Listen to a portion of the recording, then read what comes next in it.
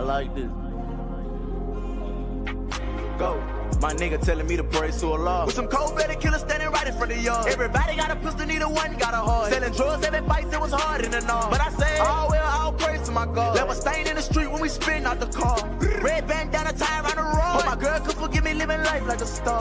All red bottoms looking like I walked on the scene. Homicide damage with the pills. Young nigga came up still running from the system. Caught his homeboy stealing out the pack, so he clipped him. Been feeling down, need somebody for the lift. He been fighting with his girl cause he said it down feel him. Mama say that he got drugs in his system. New image old me, so they miss him. How the fuck I supposed to act with my father in the prison? Tell another nigga listen back then, I ain't listen. Real player with some young niggas round me, crib. With some old heads out of jail, leave a nigga miss. Lot of money, but they still don't understand how I'm living. From the streets to the can, either way I'm living. Put my rip a nigga up 1 second in a minute. Tell a nigga hit me up if we really got 10. My nigga telling me to praise to Allah. With some cold-blooded killers standing right in front of y'all. Everybody got a pistol, neither one got a heart. Selling drugs, every fight, it was hard in the north. But I say, all praise to my God. Left a stain in the street when we spin out the car. Red bandana tie around the road. Hope my girl could forgive me living life like a star. What I say? Press the button and the door open up. Let my nigga out the whip. Ain't no shooting out the rave. Got the back and the front sold up. Tell me spin around the block right before you catch a play. Came home, started selling AA. Got some dog food on me with some act in the case. Got a K right in my home if you ran in my place. Put a bullet in his dome once it exit his face. On my knees, praying to God, telling him I'm going home if I don't live up to going hard. One night I ain't go home, girl, acting crazy cause she mad that I'm living like a star. Bitch, I'm straight up out them trenches, I ain't never had a heart. And I'm plugged in the socket, I ain't never had a car. And you want the fancy things, so you better play your part. Told that bitch you don't work, then I swear you gon' starve. My nigga telling me to praise to Allah. With some cold-blooded killers standing right in front of y'all. Everybody got a pistol, neither one got a heart. Selling drugs, every fight, it was hard in the north. But I say, all praise to my God. Left a stain in the street when we spin out the car. Red bandana tie around the road. Hope my girl could forgive me living life like a star. Like a star, yeah.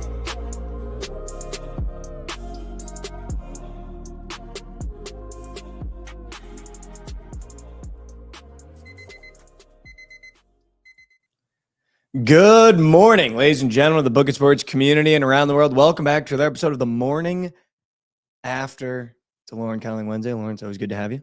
It was good to be here in the studio. I know, dude. New studio of the sign above you. It almost perfectly aligns with the little graphic we have in the top corner. Just my thoughts. Yes, literally my just little your thought bubble. thoughts. After. I'm kind of on my polo era. I liked whatever you were wearing yesterday. Yeah. That was smooth. Nice, right? Yeah, I liked it. The Out West Golf Club. They I sent like me the a couple. rolled sleeves. Thanks, man. That was a good look. I appreciate that. That was a really good look. Oh, Picks by Brew with a tier 1 sub gifter. Come on. How about it, man? Yeah, no, I'm just trying to grow up a little bit. Yeah. It is kind of disappointing. I leave my apartment pretty early now, and like normally I'm wearing like a hat, an oversized t-shirt and shorts, and like guys leaving in khakis and button downs. And I was like, maybe I should just leave my house looking like I'm going to work instead of like I'm going to hang out with my boys at 7:30 in the morning. Are you calling me out right now? No, not at all. Not at all. No. It's just like, I need to start doing the same though. It's like let's start trying. you know what I mean? Like it shouldn't just be like when you're going out, like show up, be ready for work, look good, you'll feel good. Like I think there's something to say that I think the chat could probably guess what player was going to be on my shirt by the day of the week. Yeah, I'm surprised you didn't make the exception, honestly. Yeah, I mean today could have been the exception. I don't know. I want to keep everything the way it was for when we won game 1. So we're doing everything the same. Not too high, not too low. Yeah, not too high, not too low. We're doing everything the same. I like it. I mean, a lot happened last night, but before we get started on that, how's your week been? Everything going good? You okay? Everything's been good, dude. Just chugging along. Yeah. It's definitely like the slow part of the year, though. It's just like, all right. It is. Everything feels like it drags when the Knicks don't play. Then no one said that. Like literally, no one said that. I had a pretty slow day yesterday too. I'll tell you what. Driving in the rain. I've had weird. We talked about it a little bit. When I drive in the rain in Dallas or especially Texas, it's like a top 3 most scared I am in my life. And I'm a confident driver, but when I have people in my car, I drive slower than I should because God forbid I'm driving like an idiot and something happens.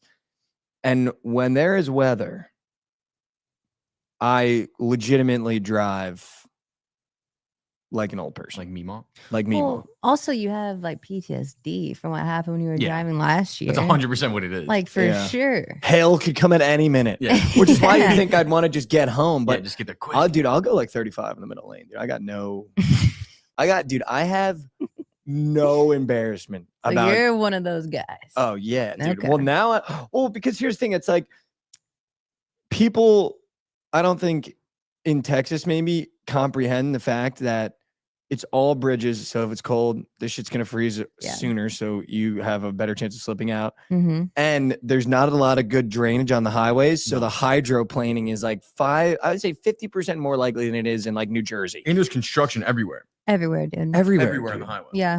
And they just go, someone will get in a freaking unmarked white van worker truck and be going like 70 in the left lane. It's like, brother, those tires are not ready if there is a small puddle. Yeah. So I just fucking, and make no mistake, I'll be over Smart. the wheel too. Full on focus. Yeah, dude, I'll be over the wheel full of music turned down, but selecting the right song because I can't pass away to certain artists. I just refuse. Yeah. And I If did I'm that like, yesterday. yeah, like if I'm driving like in the rain or whatever, I have to have like calming music because like for whatever reason, if I'm listening to my like trap music, it makes you want to drive a little reckless. Yeah, I gotta There's have something about it. You slow. just drive a little faster. Yeah, there's some times when I just turn music off when it's bad out. Just Yeah, lock that's in. smart. Stop See, I listening can't to do that music. because then the rain will make me anxious. It's Anxious. less rain, more snow for me. When it's Okay. like snowing, it's super icy out, music's off. Oh, I mean, when it snows, Not I don't, really I don't here, but- leave. I don't get in my car if it's snowing in Texas.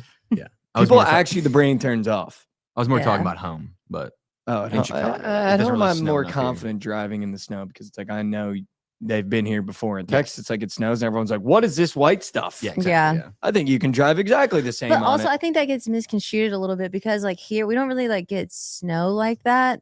It's more ice, and if there is snow, it's just a layer of ice underneath because it always starts as ice. That is true. That is true. Like I feel like Chicago, it's like it's true snow. Like Yeah, well, Yeah, and they it's- just have yeah, like you'll get they some have ice the for sure. facilities to like clean it up. Yeah. They do not here. Like Oh, in Chicago, no, the dude, they second it just throw starts some snowing- sand yeah. on it. The second it starts snowing in Chicago, there's trucks out there plowing and Yeah. throwing salt down. Like There's it's no infrastructure. yeah, it's done. Yeah, we don't believe in salt for whatever reason. It's just Yeah. sand. It's like, what are we? Well, it's because it only happens like 1 or 2 times a year, like Yeah. max. So But it's you like should be ready for that 1 to 2 times. yeah, yeah. Let's not bring the sandbags out. I don't- The same Always have a rain jacket just in case you get wet. Yeah. I got a buddy that carries a condom around. I don't think he's just had any sort of relations with a woman in like 5 years. So if he can do it, I think Texas can spend the money. You know what I mean? Like if he Yeah. can always keep that thing on him, then it never happens. I'm pretty sure that Texas could spend a little bit of money for some salt.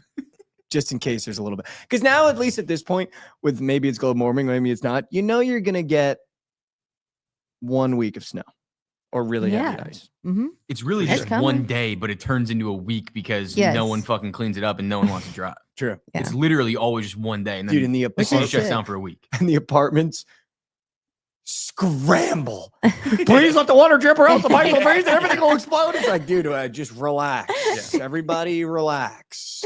All Yeah, you they gotta do, do. turn the heat up like it's gonna be in the 60s and 50s Dude, you'll during get the like day. 10 emails a day. You're like, A the water's day. dripping. You would Okay. think if that water didn't drip, the entire apartment would implode. Explode like everything. Like, would be done, yeah. explode. The way you get the notice and they come in like a flurry. Winter advisory, and they put the signs in the grass. It's like, dude, relax. Shout out Jay Gucci. Tier 1 Shout out subby. Jay Wow. Gooch. He We're trying to also do a said better job. earlier, he said, I'm going to keep it 100, homie. Mikey and Josh been dialed on their bets. Wow, They let's have go. been. Shout out. Shout out, dude. We don't Shout out. We don't get that very Right there. often. There it is. We don't Enjoy get that, that very one. often. Can I tell you something I did last night that was really weird? I feel like Chad kind of embraces these moments now. I don't know Yeah. why. I'll tell you what though. I sent Krabs a video and it was an edit of Jordan Poole when he was on the Warriors and it was like really slow music and I sent him the TikTok. I think it was at like midnight on Friday. I was like, I know he's in there somewhere still. And Krabs was like, Mike, never change.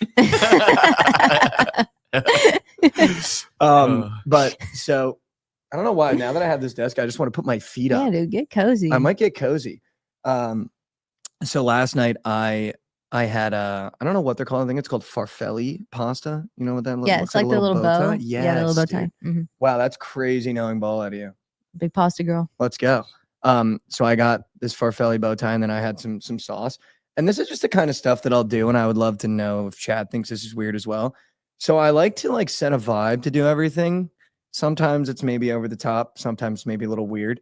Last night I decided, and I ate late last night because I had Chipotle late in the day, which by the way, Chipotle, if you don't eat it like a dip, if you don't get chips and just eat it like a big dip, I feel like you just don't know ball. Yeah, I was a little late to the party with that, but like once you start, I mean, you can't go back. If I see someone that gets a bowl of Chipotle and they're using a fork with no chips, like you're a psycho. Dude, I Instead like of people trying to be healthy. I like getting the bowl and getting 3 little taco shells on the side. Make 3 tacos and you have like half a bowl left. You can eat That's later. also psycho. That's not psycho. Just big dip, like you're at the Super Bowl party. Just a big dip. Yeah. The, You know how the tacos are excited- gas. Also, the tacos from the bowl are way better than the tacos that they just make. I don't know why. I'm There's way also- more substance. I'm also you might think this is weird. I strictly prefer hard shell tacos. That's wild. Did you just break the chair? No, I just I just did something. No, I'm I feel like strictly hard shell. that's a pretty insane take. I'm a soft taco. Really? Yeah. Hard taco, just like you It's a- take it's a one bite lie. and the whole experience is done. I'll tell you what, maybe It's- everything's everywhere. I think I grew up in a very Caucasian household, and when it was taco night for mom, it's Yeah. taco kit with the hard shell tacos. Yeah. and Yeah. Sometimes she'll splurge for the soft shell, but I grew up eating the hard shell, so I think just got used to that just They're not whitewashed. bad. No, they're not with bad. the whitewashed taco experience, just a fucking Ortega taco box, dude. Make no mistake, dude. I'll still eat that though. It's so good. It was good. Well, question: what do you get in your Chipotle bowl? I feel like that's a very important question. So, in case you're wondering, I'm a fitness guru now. Okay, sure. No, I do.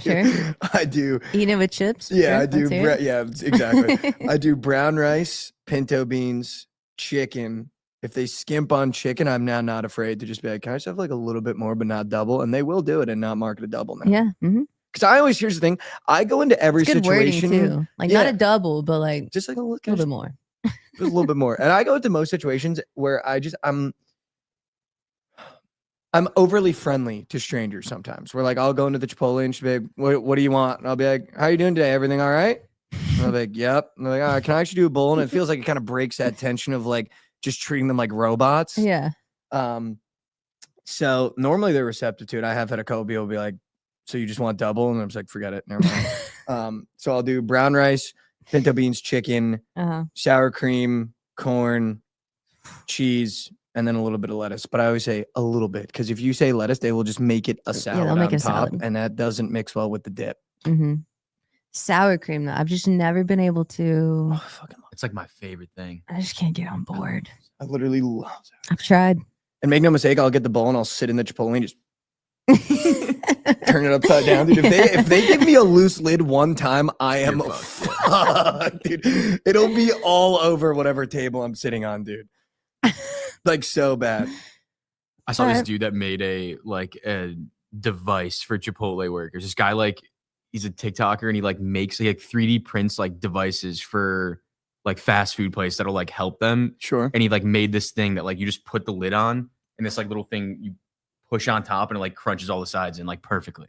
Made it for Chipotle. Crunches all the sides. Like the sides of like the tinfoil top. oh, Instead of like going yes. around and like pinching it, it just pushes down and it like clamps everything at once. Oh, that's sick. That'd be Yeah. nice. Well, the worst is getting it to go and then being like, well, maybe if I don't finish, I'll be able to redo it. You can't. No, you can't. Do You, you know literally why? can't. Do you know why getting the tacos on the side also helps? Because they give you a fat piece of tin foil. You take that, you throw it on top of the bowl after instead of fucking with the lid. Mm.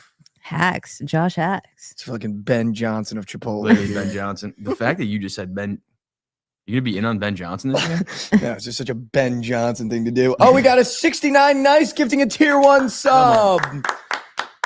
Look at all these guys gifting subs during TMA. That's so. Do you eat your Beautiful. chipper bowl in the restaurant by yourself? Because I can only eat in the Chipotle when they're friends with me. I actually ate in the Chipotle by myself yesterday at the high top by myself with one AirPod in. And I did when I sit down, there was a man in a suit next to me and he looked at me and I said, how you doing? What do you say? What do you say? He was just like, What's good. up? And that didn't ask me how I was doing, which was kind of fucked up. I was like, okay, That's- I guess that that's is how we crazy. want to play this game. So then I played the game and I like made my area just bleed into his a little bit.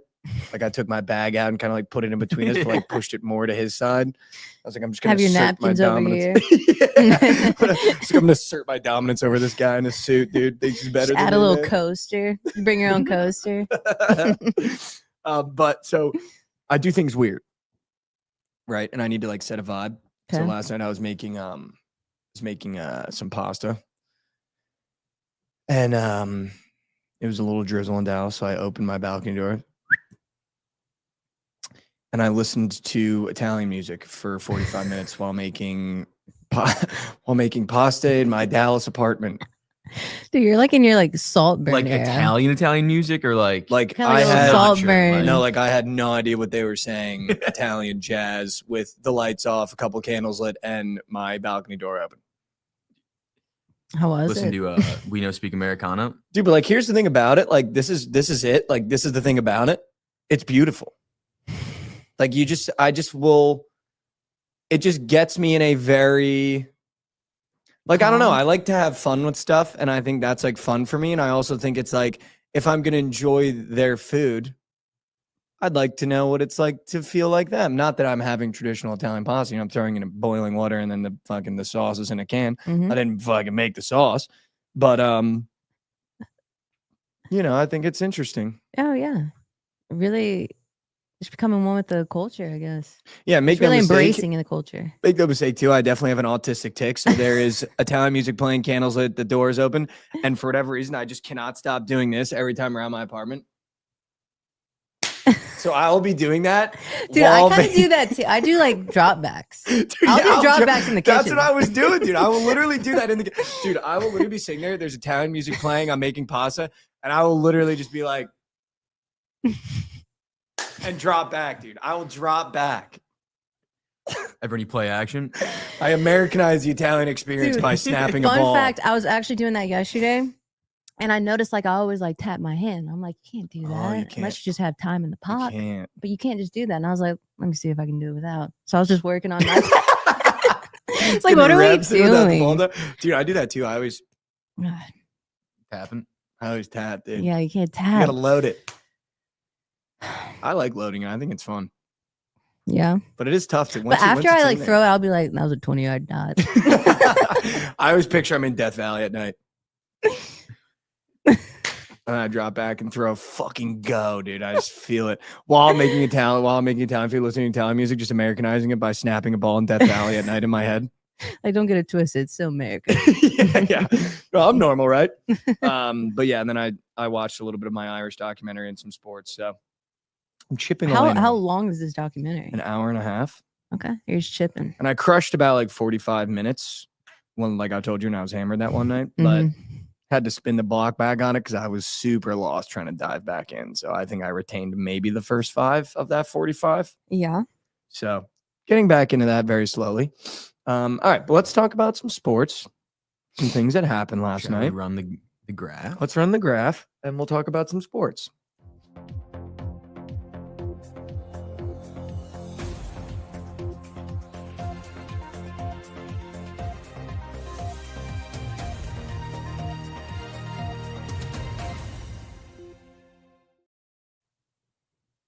Welcome back to What in the World, the news segment of the morning. I'm talking about what happened in the news and sports last night.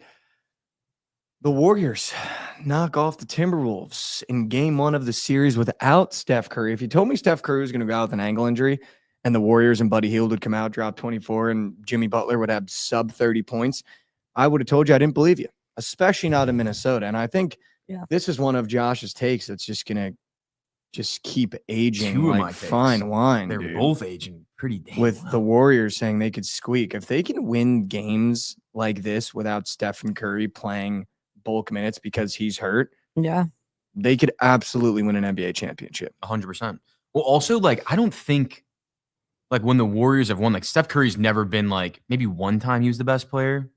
You know what I mean? Definitely Like, on that run with Jordan Poole, yeah, that run. But his last ring. But yeah, exactly. But like before that, it was KD. Before that, it was Iggy and Clay.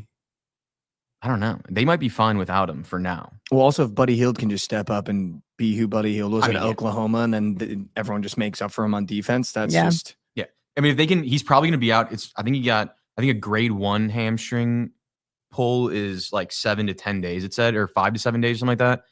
So if they can like just get him back and have it 2-2, they're fine. Yeah, I mean, also, I did think I was in the simulation when Draymond Green hit 4 threes. Dude, In he was one kind of wetting world. threes in the other series too for no reason. What was 4 that, for dude? 7 though out of him is freaking No, that's nuts. nuts. Yeah. Like actually insane. Him. Oh fuck you, letting him shoot 7 threes. And I think this is also one of those As a games coach. where I think the Timberwolves need to just find their footing again because it's a totally different opponent. And I think when you look at the Warriors, they're a playoff team that's, I think, especially with Jimmy Butler, is very adept to being able to adapt way better than I think the Timberwolves are. So I think this also felt like a feel it out game. And also, I don't know if anyone else felt like this. It kind of felt like the Timberwolves in that first quarter just kind of rolled the ball out there and thought they were going to blow them out. And the Warriors just started scorching hot. Yeah, they came And out it didn't flat. seem like the Timberwolves even had an answer. It's weird. Like, obviously, they just like moved past like the first round, but like it was such a big first. Like, you knocked off fucking LeBron and Luke. Like, you know what I mean? So probably still 100%. like trying to like level themselves from that because that's big time. I didn't see that coming. Which, looking back in hindsight, walking around the stadium after a round one victory is kind of absurd, but I liked it Yeah, I loved nonetheless. it, But I yeah. think now you're in round 2 and you're playing Yeah. a team that's not just 2 guys and a bunch of goons. Like it Mhm. is literally Like you- a yeah. championship Full built team, yeah. roster. Yeah. Mm-hmm. So I think that's tough too. I do think it's funny that Podziemski just like gets insane burned in the playoffs. I don't know why. I just hate that guy. I've just every team I have to dial in on one guy that I hate. Well, dude, I don't know why. I'm not a hater. Well, I might be Yeah. a hater, but there's always just one guy in each team that I just have to hate. Speaking of a guy you hate, Pacers.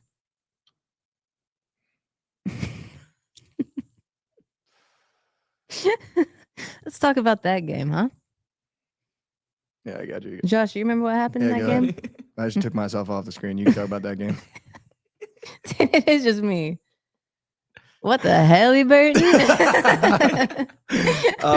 No, I mean, oh, dude. Also, I was trimming my. I was shaving my face last night, and then I was like, I'm gonna do my eyebrow. Completely fucked my eyebrow up.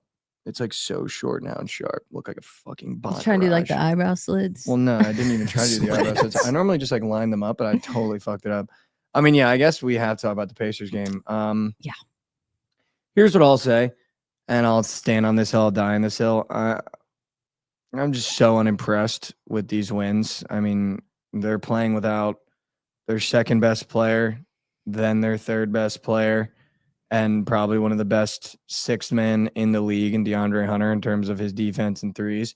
So, I mean, congratulations. You beat a banged up Cavs just like you beat a banged up Knicks last year.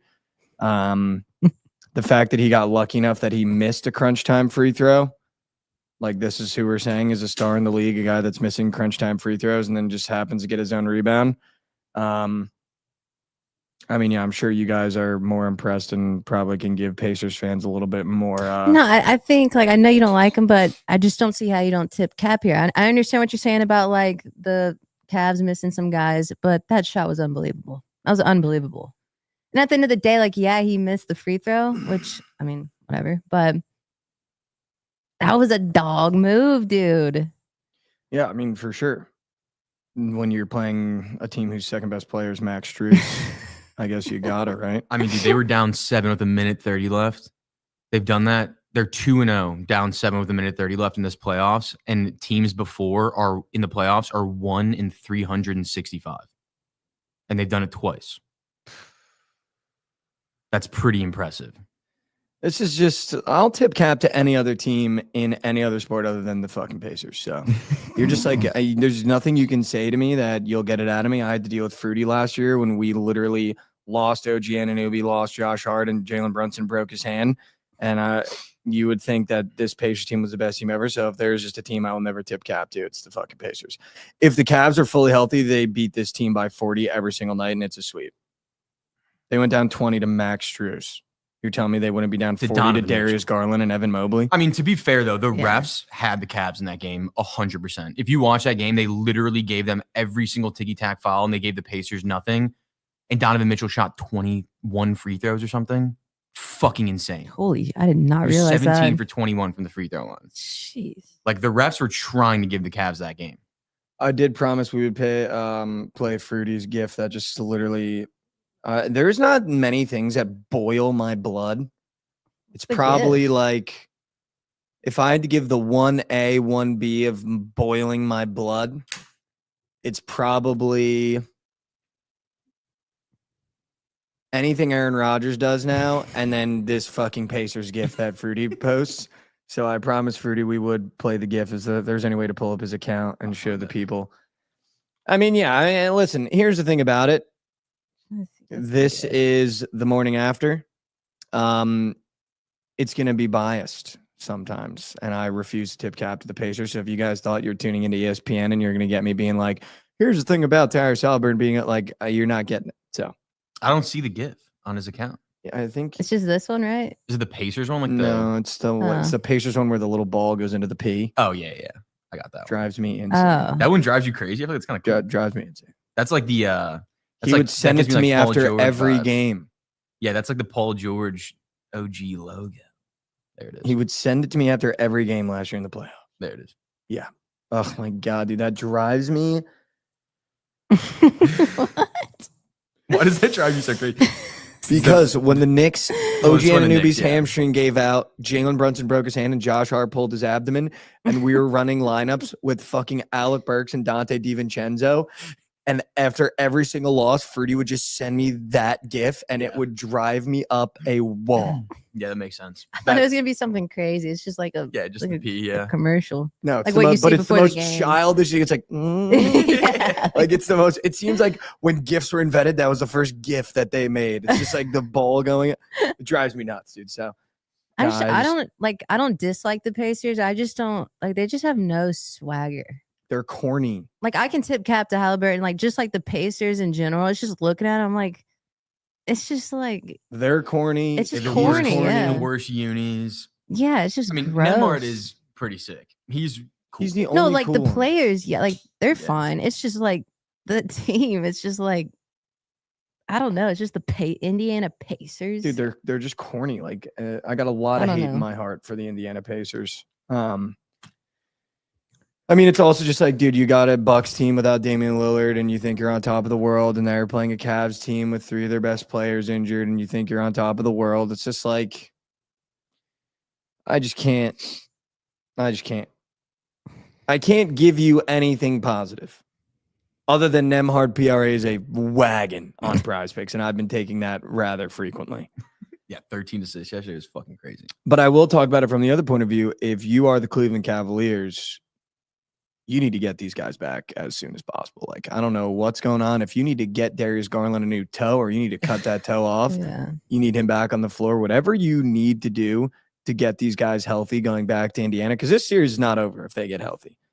This series is not over. The No. Cleveland Cavaliers, when fully Well. healthy, could win 4 games straight against the Indiana Pacers. Like, Yeah. you need to get these guys healthy, or you need to figure out a way to get Ty Jerome back in his groove, because he can't play the way he played if he's going to be the third second option.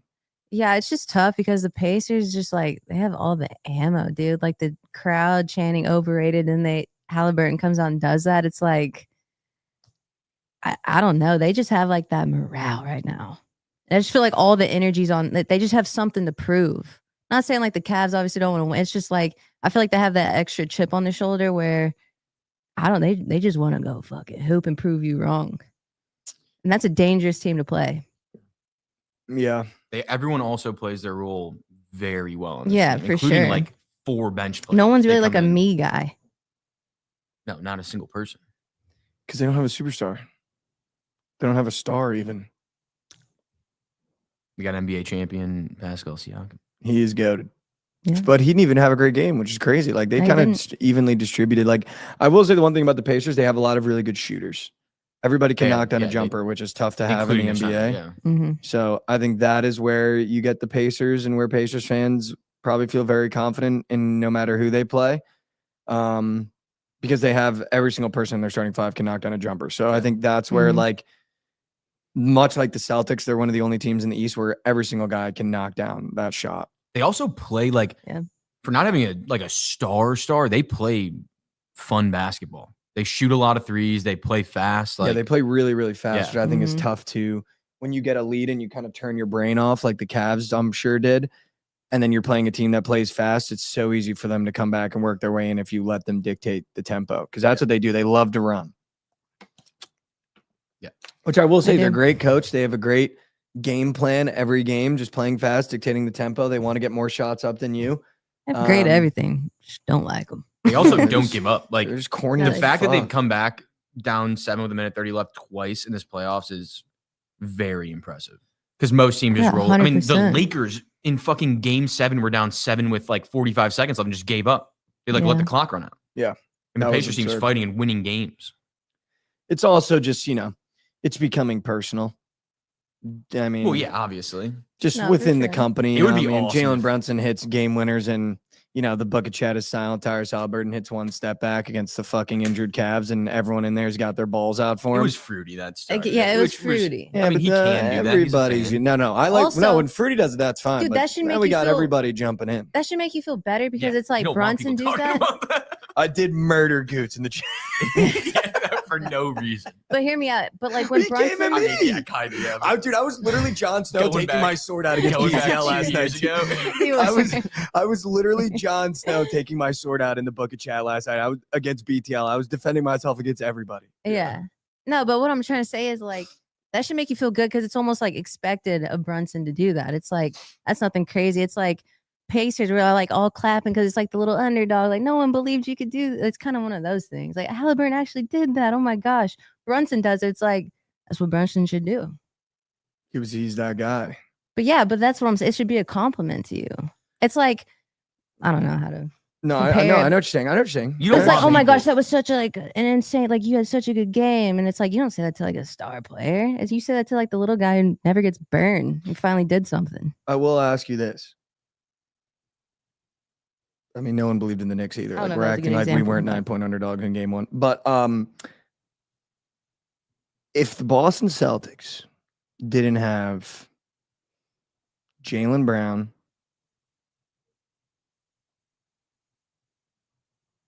Derek White, and Peyton Pritchard, do you think the Knicks would be plus 7.5? No. They'd probably be favored. Thank you. You're taking away like their 2 best players. Thank you. Okay. That's all. That's it. What That's was all the I wanna question say. one more time? That's all I want to say. I mean, comparing those guys to Well, to Jason Tatum's DeAndre. Donovan Mitchell. Well, yeah, you said Jalen Peyton Pritchard's first off the bench, so that'd be DeAndre Hunter. 6th man of the year though. A little different. Derek White's also the best Peyton role Pritchard player is in the him. league. So who would you say would be? No one's I'm compared. actually like almost positive. Was Ty Jerome not 6th man of the year? No, Peyton Pritchard was. Was he second voting? I don't know. He's healthy though. Whatever. I already did. I wanted to talk about the Pacers for 2 minutes, and now you guys have made me talk about it for fucking 15. Congrats, Halliburton. He fucking hit a step back 3 against an injured Cavs team. That's all you're getting out of me, Fruity. That's it. That's literally all you're getting out of it. No respect. If I'm the Cavs, Respect you need to that. get your guys back. The series is not over. If I am a Timberwolves fan, I'm completely out of it. Let's just do the ChatGPT NHL update. All right, guys, here's your ChatGPT update on what happened in the NHL last night. The Hurricanes secured a 2-1 overtime victory against the Capitals in game 1 of their series, taking a 1-0 lead. Goaltender Frederik Andersen delivered a strong performance, making 28 saves. The game-winning goal came in overtime, highlighting the evenly matched nature of these teams. Hurricanes 2-1, take a 1-0 series lead. The Oilers triumphed over the Golden Knights with a 4-2 win in game 1 of their Western Conference semifinal series. Connor McDavid and Leon Draisaitl each contributed a goal and an assist, while goaltender Calvin Pickard made 31 saves to secure the victory. That's your ChatGPT update on the NHL playoffs. Did you know that there was a goalie named Calvin Pickard? Nope. Okay, just want to throw that out there. I had no idea. That feels like ChatGPT maybe got that wrong. Oh. Did ChatGPT get that wrong, guys? Since when is there a goalie named Calvin Pickard? No, he is on the Oilers. Yeah. That's correct. And he had 31 saves. No, he only had 15 saves. What? ChatGPT might be shitting its. Wow, ChatGPT, dude. What the hell? I mean, I think ESPN's right. It says 15 saves, 17 shots against. that's double the saves. Yeah, they doubled that up. That's your chat. I like the chat GPT is actually wrong in a couple spots. That makes the NHL There's no ball. update way funnier if it's like just blatantly wrong. Wait, how many did it say? How many? saves? 31. Yeah, no. Aiden Hill had 24. So I was thinking like maybe they got it mixed up, but no. The other goalie had 24. That's double the saves. Maybe the double other the game. Maybe saves. the other game had some 31 That's fucking saves. double the saves. Logan Thompson had 31 saves. How many did Frederick Anderson have in the 13. It's at 28? Yeah, no one that's- had 28 saves yesterday. That's honestly way better. I like the chat GPT is wrong about the NHL playoffs. That makes me laugh. That actually really makes me laugh. Actually, you know what? Let's do this. Now give me the real stats. Say that. Okay, so like what actually happened? I'll do this. I'll do this for you guys in chat, and then we can clip out that whole. The Indiana Pacers pulled off a stunning comeback to defeat the Cleveland Cavaliers 120-119 in Game 2 of their Eastern Conference semifinal series on Tuesday night, May 6, 2025. With this victory, the Pacers take a 2-0 lead in the best-of-7 series as it shifts to Indianapolis for Game 3. The Cavaliers appeared poised to even the series, holding a 117-110 lead with just over a minute remaining. However, the Pacers capitalized on Cleveland's late-game mistakes, scoring the final 8 points in the last 47.9 seconds. Tyrese Halliburton was instrumental in the comeback, scoring 11 of his 19 points in the fourth quarter. That's cute. Jalen Brunson scores like 15. After missing a free throw in crunch time, he secured the offensive rebound and with 1.1 seconds left, drained a game-winning three-pointer from the top of the key. Step back. 3. ChatGPT. There you go. That was a way better breakdown than the hockey ones. They actually broke down the game. The hockey ones just gives you the stats. I think that should tell you about Hockey. Yeah. These are ChatGPT don't even give a fuck about hockey. Wait, here's the last. What if I just asked what happened to hockey? I was like, you don't care, man. ChatGPT ends off the hockey segment with these results set the stage for exciting Game 2 matchups later this week. Sure. Nice. Very fun. Yeah. I've also So fun.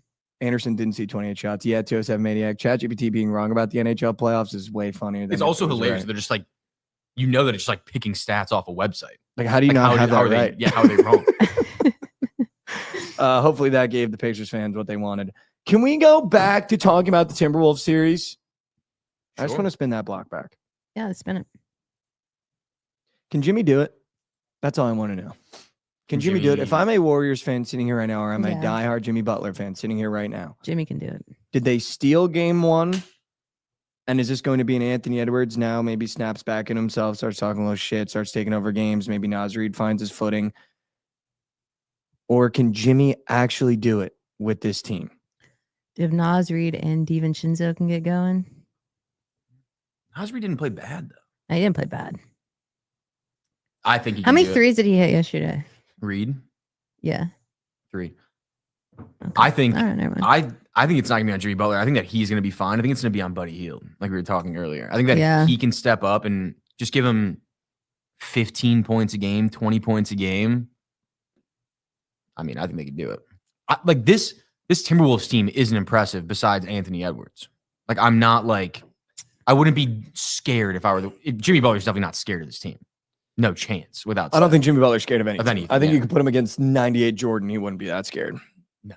Well, he's Jordan's son, so But I'm just sitting here. I think there's a couple guys I would like to see get championships before it's all said and done. Jimmy Butler's definitely one of them. I think I if would he love gets an NBA championship, he's in a whole nother league of NBA players. especially if you do it without Steph. For At least for a series. If you win a series without Steph, I would really like to see Russell Westbrook get one. I just think he's one of those guys too. It'd be very cool. Obviously, I want the Knicks to get one, but I think Jimmy Butler's just one of these guys where what he did with those Miami Heat teams in the bubble and post bubble and really having no one and just like needing that one extra, it felt like lip to Yeah. just beat a Boston Celtics team or to compete with the Lakers. It would just be nice to see him get one. 100%. He 100%. loves the game too. Yeah. Yeah, he loves loves the game. basketball, dude. I agree. I mean, even when he was on the Bulls too, like he would carry us to the playoffs. We would have nobody else. Nobody. Like, because we traded Derrick Rose and Joakim Noah was gone. He was by himself and he would take us to the playoffs. Maybe we wouldn't win any series because we literally had nobody, but like he is the guy. I think he has to be the guy too for his teams to win. Maybe Steph being out might help them. Who knows? Who knows? I mean, you're definitely in a spot where if he's going to win the NBA championship, he needs Steph. Oh yeah, Like, for sure. I mean, without a doubt. I'm just talking about this series. If he goes and plays the Nuggets, he ain't winning without him. No shot. I think this is going to end up being a really, really, really good series. Yeah, A really, really, really good I series. think T-Wolves bounce back in the second game. I'm not as confident in the Celtics as you are, though, today. I know you think that they're going to bounce back and kill the Knicks. I don't think they will. Oh, we're going to talk about that very soon. The Rangers bats got hot last night, though. Why don't you give me the Rangers report? It's huge, dude. I mean, yeah. I think Jock Peterson had like 2 hits all year. He had 2 hits last night, almost went a yard. So good to see. Dude, the boys are just buzzing. It's just good to see. We brought up Evan Carter again, who was on the team when we won the World Series a couple years ago. And he's just a dog, and he had a really good game too. So hopefully it's the start of something new. Got a new hitting coach in. Hopefully that changes things. Because our pitching's been You and unbelievable. Rav love the new hitting coach. It matters. It matters. It definitely does matter. Yeah. I'm starting to realize that as I'm getting into my major MLB fandom. Yeah. Yeah. No, it definitely does. I agree. You really haven't had to worry about that with the A's, though, because they've just been lights out. I don't know what's up with They just that, got to but- Sacramento and they just thought, let's just turn up one time. Yeah. dude. No, I they're know for so a fun to fact watch. They're going to leave Sacramento and suck. Oh, they're gonna be moose They're in gonna be Vegas. terrible. They're gonna sell out I season don't tickets know. moose in Well, Vegas. because they still have like 2 more years, at least 3 more years here, probably, because the stadium's not going to be built. So like they're going to waste all the good in the next 3 years. And then they're gonna Hashtag be ride the elephant. trash. I saw BTL did a clip yesterday. I thought it was really well done about, do we think the Oakland Athletics could win a World Series in the next 10 years? And I commented, yes, this year. Hashtag ride the elephant. They just need some Ride fucking the elephant. pitching. They need like real pitching. Yeah, they do. Yeah. You can't be throwing JP Series out there in No. a fucking playoff matchup. As your one. Luis, Yeah. Whoa, Luis Severino. He's Go. notorious for just getting fucking lit up in the playoffs. That was every year. that was also the funniest. Like, all right, A's, you have to pay somebody. And you're Yeah. like, all right, fine, Luis Severino. All right, he'll take the least amount of money. There's a lot of games that I want to talk about that are on today. But since we are a soccer show, here's the ChatGPT match recap of the Champions League. Inter surged ahead with goals from Lautaro Martinez and Hakan Çalhanoğlu, penalty, established a 2-0 lead. In the second half, Barcelona mounted a comeback with goals from Eric Garcia, Dani Olmo, and Rafinha, taking a 3-2 lead. However, Francisco Acerbi's stoppage time header leveled the match at 3-3, pushing it into extra time and losing Trent his wager. Shout out. I don't know why ChatGPT put that part. In extra time, substitute David Fratesi scored the decisive goal. That's an Italian man. That's an Italian boy. David Fratesi. I can guarantee you that's how it's said too. Scored the decisive goal in the 99th minute, propelling Inter to a 4-3 victory on the night and a 7-6 aggregate win. Let's go. 2 unbelievable matches between Inter and Barcelona. And we hit maybe one wager between the two. All right. Let's talk about some games today because there's a ton of sports on today. And I feel like we did our job recapping yesterday. Although, before we go to those games, I would like to do the news segment really quick. George Ooh. Pickens Oh, gets traded to the Yeah. Dallas Cowboys. And Mhm. before we sat down, Lauren said, is George Pickens even, like, has he ever really been that good? And I had to sit here and think for a second. I would like your opinion on this, Josh, because I think I have a pretty hot take. I think he's a very good football player. I think he's a fucking head case, but Just so on like what That's this where I have does. What does this do for the questions. Cowboys? I don't know. I don't think it moves their needle as much as it would move the Steelers' needle if he stayed. Well, the Steelers are just completely committing to a blow-up rebuild is what it seems like, because now you have But then- nobody. But why do you pay DK Metcalf? Yeah, that makes no sense. That's what I don't get. Is like, why do you go get a weapon and then trade one? Like, I don't understand that. When like you clearly need weapons. I don't know. I don't think it does much for the Cowboys. I totally disagree, dude. I think this is Cowboys are feeling the heat because everyone in their division is a contender now. Oh yeah, for sure. Like everybody's a contender, so you need to actually do something now because I don't think they were worried about the Commanders, and then they almost went to the Super Bowl. I think they thought they were on the same par as the Eagles, and now the Eagles got another bowl under their belt. And the Giants look like they're building some frisky on not only defense but also offense. And I think the complaint was, dude, who else is Dak throwing to? Like, who? It's just CeeDee Lamb out there, and I think Which the point- is true. it's Yeah, 100%. freaking Tolbert. Like, give me a break, dude. Michael Wilson or whatever his name was. And I think, like, for me, and maybe this is my poopy football brain, I think this moves their needle incredibly in terms of proving if Dak is worthless and if Dak is the guy, because now there's no excuse. It's not just CD. It's not just him and Jake Ferguson. And I think the thing with George Pickens is he's one of the best contested ball catchers in the NFL. Like, he's had Kenny Pickett throwing to him, Justin Fields throwing to him, a washed Russell Wilson throwing to him. And he's been the guy that I think every defense is like, all right, I'll just take George Pickens out of the game. And the Steelers, they can't do shit other than hand it off to Najee and Jeans. And I think now you're looking at a spot where you can't just double CD now because George can get that separation. And if Dak needs to throw it up to him, George is going to come down with that ball. And I think this kind of finally is a Cowboys offense that maybe Dak Prescott's been waiting for as the quarterback of the Cowboys. I think it's a great move, dude. I think having George Pickens as your number 2 in terms of where this puts those duos of CeeDee Lamb and George Pickens amongst the elites of the Jamar Chases and the T. Higgins. I think this is a step in that direction of an elite duo. I'm not going to say on the level of Jamar and T, but when you think about you're taking a number 1 from Pittsburgh, now making him a number 2 in Dallas, and I think CeeDee Lamb is a top 3, if not 5 wide receiver in the NFL. Yeah. Yeah, for sure. I think this kind of moves your needle, dude. Yeah, and I'm not a Cowboys fan, but I'll never understand like where the Dak hate comes from. Like, I really don't. Like, I know everyone loves to like blame the quarterback, but 2 years ago he arguably should have won the MVP. People You just just forget. can't do it in the playoffs. People forget that. You just can't do it in the playoffs. So But like the that's playoff thing. game they won or they lost last, the defense just was MIA. They gave That's up a true. They were million down- points. I think they were down 20 He in like 5 minutes They in were. that game. They were. But I think that he turned the ball over early too. Then they scored right away. Like they put up points. I It's just- honestly am just more worried that George Pickens won't be able to be a number 2.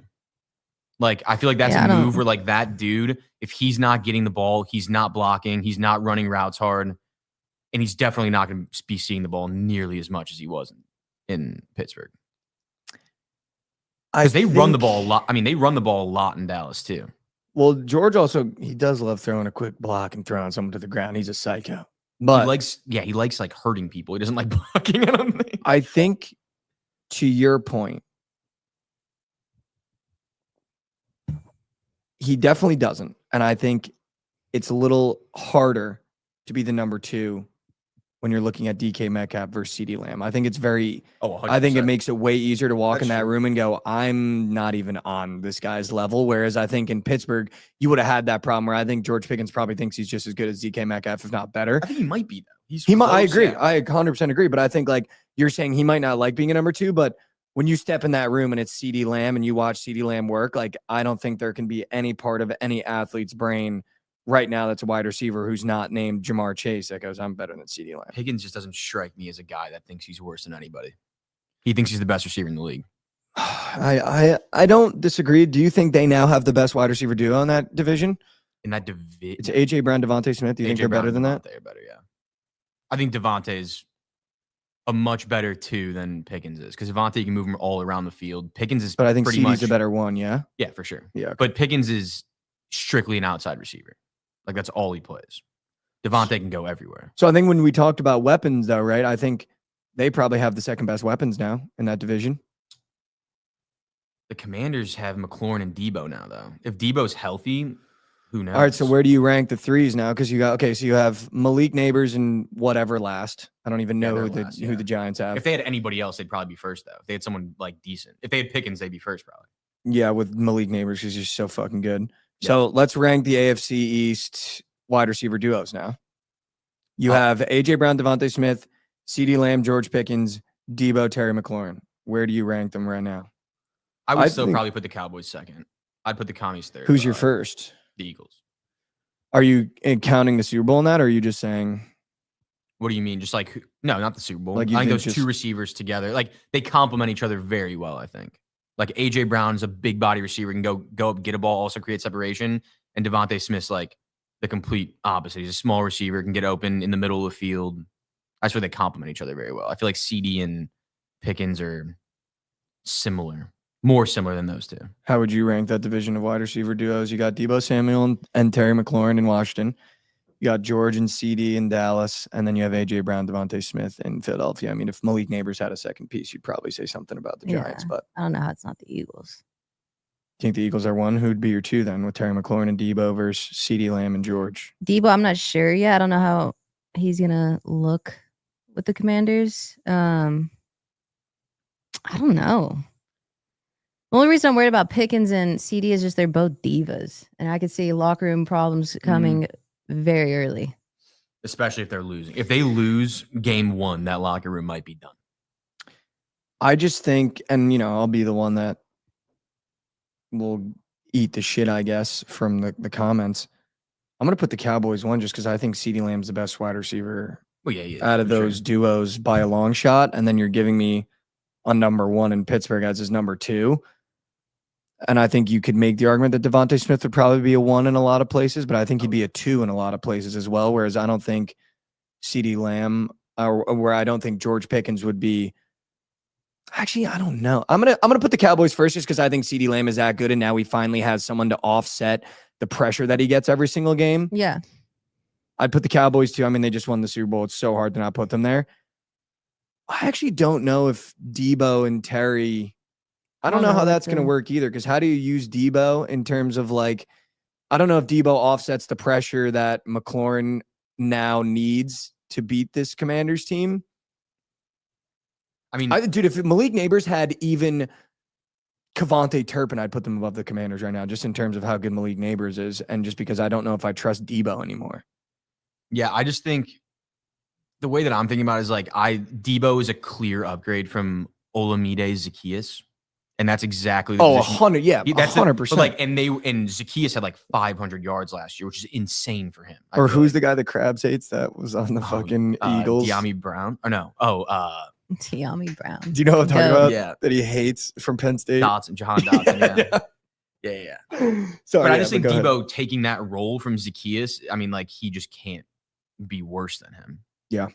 And especially with Cliff, too. Cliff staying another year. Mhm. They went and got Debo for a reason. He's going to be playing everywhere. I mean, I'm sure he's going to be discussing. And he's that got offense. a lot to prove because last year was just not his year. Not his year at all. Yeah. That's a really interesting division now in terms of weapons. They Dude, also that's just got, crazy. did they not just get Laramie Tunsil, too? I think so, yeah. I'm pretty sure they got him, too. Their offense can be fucking scary. So now I think let's switch gears. If Rav is in the chat, if you're a Steelers fan, what does this tell you about what the Steelers are doing? You still haven't signed Aaron Rodgers. So as of right now, you probably have the worst quarterback room in the NFL, bar none. Yeah, I think it's Will Howard. Round pick as their starter. Yeah, I think it's whatever Will it is. Howard, Mason Rudolph, and some other bot. You just traded away your second option. You have 2 rookie running backs and DK Metcalf, but a defense that can still win you games by themselves. So what do you do? I will say, Mike Tomlin didn't trade him for no reason. He I must mean, have Mike thought Tomlin that's not definitely gonna didn't work. like him. Yeah, he 100% didn't like him. That's why they went and got DK. But yeah, dude, they're in a I tough. still They don't think even have they a get running back Rodgers. either. They have fucking Jalen Warren. That's what I'm saying. Is that all they have? And then rookies. I Yeah, think I they didn't know if they have drafted another 2 running back. guys. They They're- Caleb they're in a tough Johnson. spot. I think they drafted Caleb Johnson, no? Mm-hmm. From Oh, Iowa. did they? Oh, yeah, they did. They did. Yeah, they they did. I just don't know what, like, if I'm a Steelers fan, obviously, they're going to think that signing Aaron Rodgers puts a Band-Aid on everything that they have. It won't. Yeah, no. And Aaron Rodgers already proved that there's not enough weapons in the world to be able to. I mean, there's not enough weapons in the world to be able to supplement how old he is. Yeah. Yeah, I mean, dude, he sucks too. He just fucking sucks. I mean, he's He's a fucking dickhead junk. too. Like, Aaron Rodgers is the worst person to possibly bring into an organization for 1 year. He's the worst person. Bar none. Like, he has to be there for 15 years, like, because he has to be the culture, or else he'll ruin the culture. And the Steelers have a culture, so you can't really walk in and try to rework that. Fuck no, he ain't going there. I don't think. I think he might just retire. There's no other team that'll If take Aaron him. Rodgers retires, the Steelers have Zippo. Yeah, but I mean, if they have him, like, what, you're gonna play for 9 wins and lose in the playoffs? But I think Aaron Rodgers is a fun card to play because you can go, we got Aaron Rodgers. Like, Yeah, we have a chance. like, Yeah, I guess, that's yeah. all I can do. And, like, I there's know really y'all both disagree. I'm still a Rodgers backer. I just had to watch him so closely. Like, he's him, dude. He was him until he went to the Jets, and nothing against the Jets, but like quarterbacks just normally don't thrive People there. forget though, Aaron Rodgers before he went to the Jets had one of the worst years of his career. He was fucking terrible that one year. They had like 5 wins, the Packers did, and he threw like. But the career year high before, he interceptions. went like He won the nutty. MVP. Yeah. Yeah, he won the MVP the year before, but Like those down years are gonna happen. You know, they don't happen though for guys like they don't happen for guys of that caliber, like Hall of Fame type quarterbacks. But it just doesn't happen. Yeah, I don't remember that Packers team, so I don't. They were at like it was. I'm trying to think of. Who was The- he? Who was he It throwing was when to? they got. It was the first year they got Christian Watson. It was when he was a rookie. It was that the first play of the year. They threw that deep ball to him and went straight through his hands, and then the season was just fucked from there. Me. Live report. The Steelers have just become the front runners reported today to want to trade for Sir Alan Lazard. So I think you can now make the comfortable I assumption saw that this morning. that Aaron Rodgers will Yeah. be signing with the Rumors. Pittsburgh Don't Steelers. get Gabe Davis. Yes. It's better. Than I cannot fucking wait to Lazard. wash my hands of the New York Packers. I actually The cannot New wait York Packers. to wash New my York hands of the New York Packers. Packers. Hey, Rav, brother, enjoy Aaron Rodgers and his moose shit Achilles. Enjoy Alan Lazard, who can't run routes anymore. Steelers are officially fucked. The Jaguars also cut Gabe Davis today, Yeah, I saw costing that. them $20 million. I'd like Gabe Davis. I think he's cool. I like Gabe. Hopefully he finds a landing spot somewhere else. I think he's goated. But the thing I wanted to talk to you about, Josh has excused himself to go to the bathroom. Did you see Jokic after their game 1 victory was at the bar? I did not see that. Dude. So Jokic after the game 1 victory just went out to the bar, wore the elbow sleeve at the bar. Like, you know, that old man gray with the blue stripes thing that old men will wear on their Oh, knees yeah, when they're yeah. working Like the or on copper, their elbow. like the copper dude, fit or whatever. The copper wire, whatever that's called. Yes. He had the copper wire, elbow sleeve on at the bar slugging beers. That is my MVP. Dude, if he was a Maverick, he'd be gone. He'd be gone. That's insane, though. That is so good, dude. Nico Harrison would have thrown up. Oh, he would have been. Would Yeah, have traded him on booted. spot. Josh, we're Booted. talking about how Nikola Jokic, after the game 1 victory, threw on the copper sleeve and went to the bar. Yeah. I think that's Dude, the I best love move. that. He's goaded. Him He and deserved that drink. He earned that drink. I mean, dude, a coach would go to the bar after the game and fucking get hammered. That's what he is. 42 and 22. Yeah. You deserve a beer. You- Also, I you have to understand, deserve that's it, just dude. how those European guys work. Yeah, they just need beer. Let them treat themselves, dude. They need that. I mean, dude, remember when Serbia won the fucking bronze medal and they were shit faced at the ceremony? Yeah. They literally went out drinking all day and then came back after the USA game and they were just stumbling around getting their fucking medals. It was so funny. No, dude, they love it, dude. Well, you got to think a lot of those European countries, waking up is just gray. You know what I mean? You're from Serbia or something It like is that, so like funny how like you Poland. just think that. Like it's just definitely not It's like not- that. it's But definitely like not. yeah, like when you think of like Russia, you just think of Gray. a gray sky, gray buildings.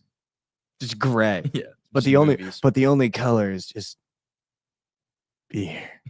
Yeah. No, I love the move. I think it's on par with it. The Western Conference is just like they should do a 30 for 30 on this Western Conference era because they're just the funniest characters of all time.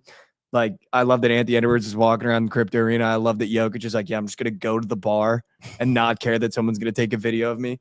I Dude, love he's it. though. never cared though. I don't Never know if cared. people have caught on to that. He doesn't care. He doesn't care what you think. at all. He's gonna go drop 50 next game. And I do think it's funny too that they were like, it's kind of funny now that Jokic has to drop the I don't care about basketball bit because his bit is just like, yeah, I don't really like Hey. basketball, like, whatever. Now you see him in the huddle, like, get the fuck away. It's so good. I love it. I think it's very, very funny. He cares, but like he doesn't. No, like, I agree. He He's cares a about his competitor. He wants to teammates. win. Yeah, exactly. He just if he loses, Yeah, he he's not definitely going to be like, cares. oh, my life's over. He's going to go back home, ride his little ponies. Yeah, ride his ponies. All right. Those poor ponies, by the way. Yeah, dude. That's a lot of Well, humans. dude, they got to Yeah, put him on a they're wagon. He doesn't even ride him. He's like on a wagon. They're pulling him with wheels. Because if he got on a horse, I think it would just collapse. The chariot, what's it called? It's literally a chariot. Chariot. He's literally chariot racing. He's chariot racing. That's how the horses race, though. It is. In The that, buggies, like, is that what they're called? yeah. Yeah. Well, I don't think he could do any of it. No, he's not a racer. Yeah, No. he couldn't do any other horse racing. He Bro. hires a little tiny guy to do that for him. Yeah, literally. The last thing I want to talk about before we talk about today's games, PLL draft happened last night. The Atlas had a chance to go get a Kavanaugh. I knew you were gonna squeak. The PLL draft happened last night. Can we chat GPT the PLL draft? Yeah, let's actually. I would love to see what they say about that pick. Like what? Who? The Atlas had a chance to go ahead and get a Kavanaugh brother and passed up into a kid from Penn State. So, Dude, I don't understand the PLL draft. Like, I feel like you never know where guys are going. Like Kavanaugh, I thought like I was seeing shit about him going 1 and he went 9. Like, when does that happen in any other sport? well, apparently he slid. That's what people are saying. Like, Well, no, they I were know, but, like, he's when does- pissed that he slid. But when does like the number 1 player in a draft slide like that? I don't know. Like, this is what I'm saying. Like Shooter Sanders. Jalen Carter. That's the only guy I can think of. Like, the best player that's All right, you guys want it? Here we go. ChatGPT PLL draft. The 2025 Premier Lacrosse League College Draft took place on Tuesday, May 6, 2025, featuring 32 selections over 4 rounds. The draft was highlighted by a strong emphasis on defensive talent and strategic team maneuvers. Top picks: Philadelphia Water Dogs selected C.J. Kirst, attack Cornell. Kirst, the all-time leading scorer in Division I men's lacrosse, is expected to form a formidable duo with Michael Sowers on the Water Dogs That'll be attack sick. line. That's sick. nasty. That'll be sick. California Redwoods picks Andrew McAdory, midfielder, Duke, and Sam English, midfield, Syracuse. You want to talk about lacrosse? So they just had Key and Peele skip. Brad Smith, BYU. Yeah. I know all Ingle these guys. McCringleberry. I know all these guys love Miller Lite and have beach Too houses. bad. Sam English, midfield, Syracuse, with back-to-back selections, bolstering their midfield strength. The Boston Cannons chose Coulter McKessie, attack Princeton, aiming to enhance their offensive capabilities. The Utah Archers traded up to acquire Brandon Lavelle, defense, Penn, recognizing his defensive prowess. The New York Atlas selected Matt Trainer, midfield, Penn State, adding depth to their midfield roster. Is Penn State good at lacrosse? I feel like I've never like seen them as like a top ranked team. Notable trades. The Utah Yeah. Archers traded picks with the Carolina Chaos to secure the number 5 and number 21 selections, allowing Carolina to obtain picks number 8 and number 16. Are the Outlaws still a team? Did you say them? They might not have had a pick. I think they traded up last year. And they had 2 picks early last year. They did have 2 Oh, trade yeah, picks that's last true. year. Because yeah, they had the. Oh, Why you're do I right. know that? Yeah, that's Yeah, that was you know insane. ball, dude. That was insane.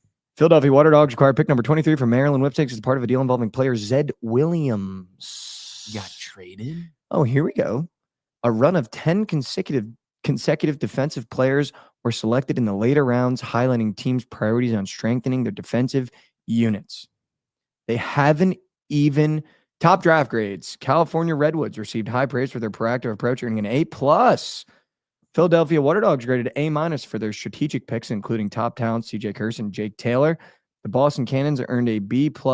Let's see what the Atlas got. Yeah. It's so funny to me how every draft grade is just the highest graded team is always just the team that picks the guy that slid. It's always that team in every sport. Well, they didn't even talk about Kavanaugh. Well, but the Redwoods were the one, right? Did he not get? He went to the Redwoods, no? No, he went to the Whipsticks, I think, right? No, he went to the Woods. Because No, he Krabs went was to the tweeting about it. He Woods. said roll Woods. You're right. Why didn't they? Yeah, because that's 100%. Yeah, they just. I mean, everyone was slurping the Bears after they took Luther Burden. That's literally what it is. You take the guy that slides, and everyone slurps. The New York Atlas did not receive an official draft grade as the class wasn't highlighted among the top graded teams. All right. I mean, they do have a good team regardless. Surprised they didn't get another What goalie. does Chad GP team know, man? Chadger, that was actually a very good That was really summation of good. the That was PLL low-key better draft. than NHL. You're This is- 100%. Should we just be a a ChatGPT show. Just think we should. ChatGPT everything. Wait, dude, the Woods. Oh, there's only. Oh, okay, that makes sense. There's only 8 picks per round. Kavanaugh went second round. Wait, Pat Kavanaugh got traded to the Outlaws. Chris Kavanaugh. Yeah, Chris Pat. Kavanaugh. I know, but Pat got traded to the Outlaws. Oh, he got traded. When did that happen? Holy shit. You've, An That's pretty outlaw? sick, you though. have Pat Kavanaugh now. You've requested a trade from the Cannons Requesting a trade from the Cannon. That's insane. because he desired to play his natural position at attack rather than midfield. Dude, Yeah. the Redwoods All might have right. had it. I When mean, I did don't that know happen? the 2 guys they took, but they seem like they had the best draft of all time. They got the number 2 and number 3 pick, and then got Kavanaugh later. Jeez. They might have just We're flipped the literally org on their head. ChatGPT merchanting the PLO right now. No, I'm on their actual website. I'm reading the. Oh shit. Yeah. I was like, dude, we got double ChatGPT working. Chris Kavanaugh, standout senior tagman for Notre Dame, was selected 10th overall by the California Redwoods in the second round of the 2025 Premier League Lacrosse College Draft on May 6th. Despite projections placing him as a top 3 talent, Kavanaugh slid to the 10th pick was unexpected, but the Redwoods seized the opportunity to add his dynamic offensive skill to their roster. Dude, the oldest Kavanaugh just retired. I know. Saw that. They're lacrosse royalty. It's One kinda in, one sick. out. One in, one out. 1 in, 1 out. One in, one out. Let me know if you know these guys. Owen Grant, you know him? Nope. Okay, he got traded. Brendan Niechtern? Nope. Matt Brandow? Nope. Yeah, all those guys got traded. Okay. Enjoy your new homes. All right, here we go. Last one I want to do before we talk about today's games. Bookit just posted a graphic. I feel like it's pretty simple, the selection here. One game has to be erased from your memory. Falcons versus Patriots, 28-3 comeback.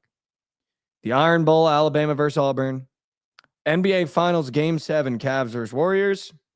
World Series Game 6, Cardinals versus Rangers. Who the fuck put Yeah, that? this is what I'm... Yeah, that's Cardinals, so Rangers, I'd forced. say. Actually, I'll, you know I'll, what game I would like to be removed from my memory is Game 7 of the most iconic NBA Finals ever, and not the Cardinals fucking and World not Series. David game. Freese hitting a fucking home run. That's them trying to target me. That's what that is. That's easy. Yeah, like, no. That's no. That's because David Freese hit that home run. Yeah, right? That's what yeah. he's talking Chad, about. are we Yes. up there with one of the Exactly what most he's talking unserious graphic companies of all time? Fucking David Freeze, man. I'm shocked Goots didn't squeak something in there, man. He ain't got anything to squeak. No wins to squeak. I just feel like that's the easiest choice. I mean, it's not even close. Like put the. I mean, this 28-3 has- It's like put the Cubs Game 7 World Series where we came back in like a rain delay. Like that's way Dude, more Nick iconic. just After wanted 109 Cardinals years. mentions so bad. So bad. We're- Itching for and him. it's But like it's we're like, just but the begging funny for thing it. is like he wants it in there, and it's obviously going to be the one that everyone hates on. Exactly. But at least they'll be mentioned. It's but I just love that it's in the same breath as the most iconic football comeback ever in Super Bowl history. The best block of all time, best defensive play of all time, potentially the best kick return of all time with the best call. the best They've college done football it. game of all time. They've done it. That was the was- best college football game of all time. Best college football Yeah. game of all time. And then up there with arguably the greatest basketball game of all time. It was the best basketball game probably since Michael Jordan. And we're putting probably maybe a top 15 baseball game, maybe. I'm not even sure if that's like I mean, it's probably Mhm. the best Cardinals moment, but like, Yeah, for Cardinals, yeah. I mean, yeah, like Nolan Cito, subscribe with thinking Prime, 18 baseball months. Let's go. moments. Bang. I mean, top 15 also feels like pushing it. Oh, it's for sure pushing it. Wasn't It there might one where be Big top Poppy 15. hit like a go-ahead cool. homer to fucking... yeah. What about when For the Red them. Sox were down 3-0 and came back? Well, guys, what game would you want erased? You think you could live without David Freeze's home run in Game 6? You think you could live without that one? What do we think, huh? That's insane. It's also just like baseball. You know what they should have put up there is the fucking butt fumble. I would love that to Yeah. just be Yeah, like get Harry outta Potter here. wand removed from my head and put in the little glass. I don't know if this is everybody, but I feel like the MLB also, like if your team's not playing, you have what like you don't really care about it nearly as much. Like the NBA, like watching the finals is different than watching the World Series if your teams aren't in it. I feel like Yeah, for sure. the NBA is more fun to watch. For sure. All right, let's talk about some games. Who cooked that up, Josh? You know, Were you in I mean, there? you know, You know, I mean, come on, Lauren. You know, I mean, that is horrendous. That's one of those where it's like you're in timeout. Like someone needs to like start watching over what's going on in these graphic no, meetings. Nick needs a talking to after that one. there was a good one the other day though. That that start bench cut. I feel Yeah, like that was a good one. that's actually up for debate. That was phenomenal. That was a That good was a one. great one. That start bench This cut. one's that's forced. That start bench cut had me going into the social chat saying, "Yo, guys, that was really great." And then we Yeah. followed it up no, with that was a good one. David Freese David Freese. in the same breath as Curry playing LeBron, the greatest college football play of all time, and Tom Brady's like cementing game of his Hall of Fame career. The biggest comeback in Super Bowl history. David Freese game 6. A home run. Not even a game 7, by the way. Yeah. Dave Freese game 6. They did win game. Wait, no, was that forced game 7? I don't even remember. That was when I was literally in diapers. I already removed it from my memory. Literally in diapers. Just forget it. Move on, dude. I'm done with this I shit, don't even know what man. game you're talking about. I actually think. Never mind. I was gonna say something fucking crazy. Tyrese Halliburton's game winner is more memorable than Dave Freese. Yeah. And I don't even like the Pacers like that. The only reason why the David Freese thing was so iconic, though, is because it was David Freese. If it was fucking anybody else, you'd be like, oh, that was sick. You know what? They got us. We just talked about it for 5 minutes. They That is true. fucking They got did us get with us. this They did dumb get us. graphic. They just got us. They did get us. Gooch is sitting there like a little evil minion Rubbing his doing hands, this. yeah. Fucking got him. They talked about the graphic for 5 minutes. All right, let's run the graphic. There's so many games on today. Let's do it.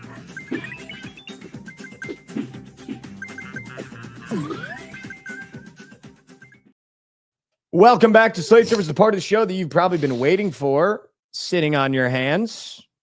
We have a slate and games, and we're going to talk about the Knicks are plus 10.5 after stealing game 1. If there was ever a game to not, Anthony Ibarra. Hey, Mikey. Been here for about 2 years from the YouTube chat. Been here for about 2 years and probably have missed 5 episodes.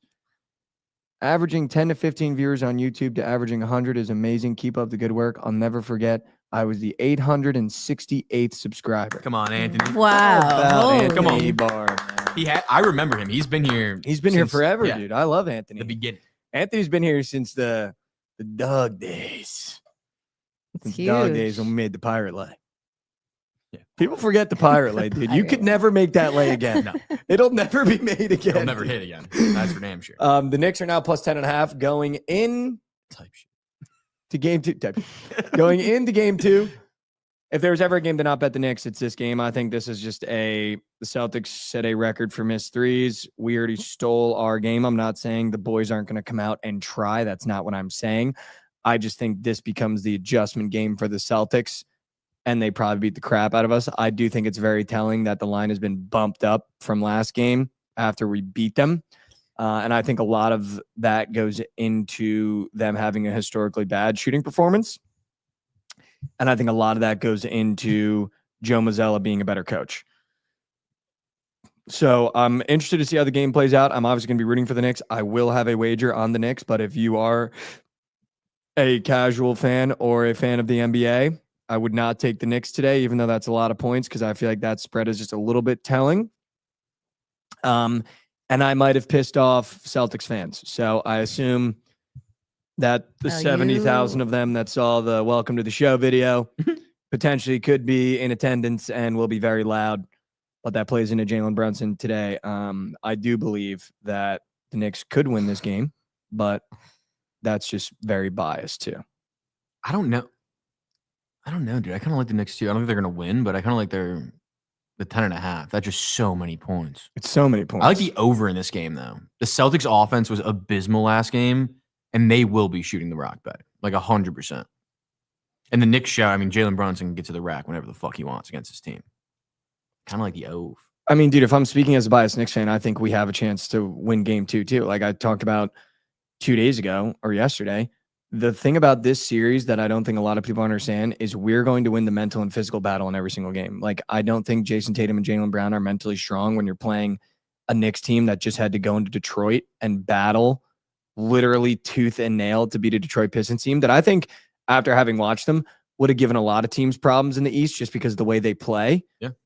And I think we brought that into game 1. And I also think, you know, we have a team that one is a never say die, and also that is just so behind their guy.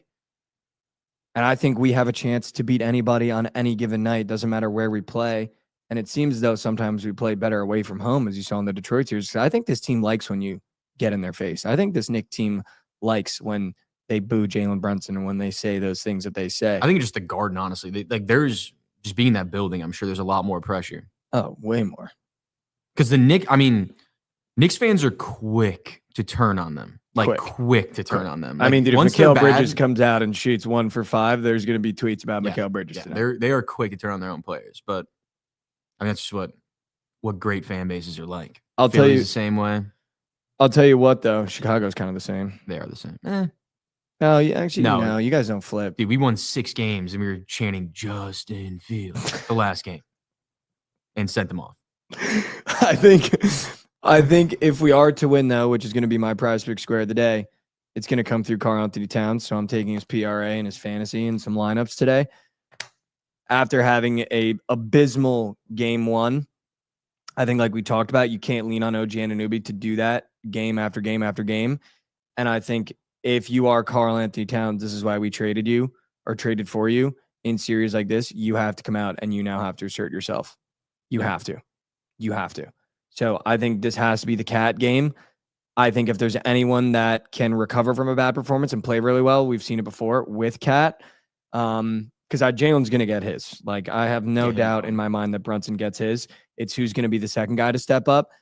And when it's Cat, we win 90% of those games. So it has to be Cat tonight. I think Porzingis being out might have hurt Cat. Like, because then he just gets Al Horford the entire game, is actually a really good defender. Yeah. When Porzingis is in the game, he can go at him. 100%, dude. And I think it's an easier defensive matchup too on Porzingis for Cat too. He's got Al Horford just like a little bit too. I think Al Horford almost spreads you out too much because he's just always in the corner, and you're Al like, just shit. Yeah, Al's kind of just a statue on offense, though. But that's why I think it makes it a little difficult. Because it's like, okay, do I plant myself in the key? Do we switch to a 2-3? Like, I also have to help get rebounds. Yeah. But I don't know. I think we have a chance. If I were a non-biased person, I probably wouldn't touch the Knicks tonight with that spread and that over/under.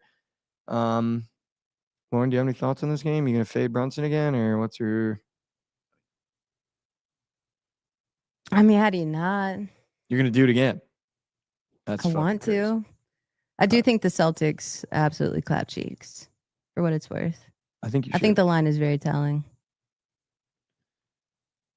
I think you should fade him again. I think it worked out well. But it's nothing against him. I just think maybe I'm Cat. It's the Cat and OG game. Brunson, he doesn't know how to take a step back. Yeah, that may be a terrible idea. No, he can't take a step back. I mean, dude, like he had games against Detroit where he didn't play well and his fantasy went less than. So, I mean, if there was ever a game where I could say, and I actually never, I don't take things personally anymore. Like when I'm in the group chat last night, even I'm just like firing off because I think it's funny. Mm-hmm. I don't take it personally because I feel like that's what you feel maybe. Like if there was ever a game where he probably goes less than it's this game, like, dude, if you're the Celtics, you just had to eat shit for 2 days when you had a 20-point lead against a team that I think they know they're better than. If there was ever a game where they come out just ready to light us on fire, it's this game. Dude, also Missoula is such a good coach, probably the dude. best That's coach, why that's why I'm so scared, dude. Because even in the post-game press conference, like Dibs is like, yeah, you just never get too high, never get too far. And then Missoula was like, yeah, that's a novel idea. You just have to make your shots. What did they shoot in the second half? 50%? What did we shoot? 30? Yeah. We just have to make our shots. Like, I'd be a little nervous though. I could see maybe like the Celtics like throwing some new looks at Brunson and him. Oh, for sure. He's gonna be flopping like a. For sure, they're gonna throw a new look. Drew Holiday's gonna be in that dude's fucking pocket. I don't think Joe Mazzulla will go a game without Brunson getting a new look. No, every game is going to be a different look for him. Every game will be different.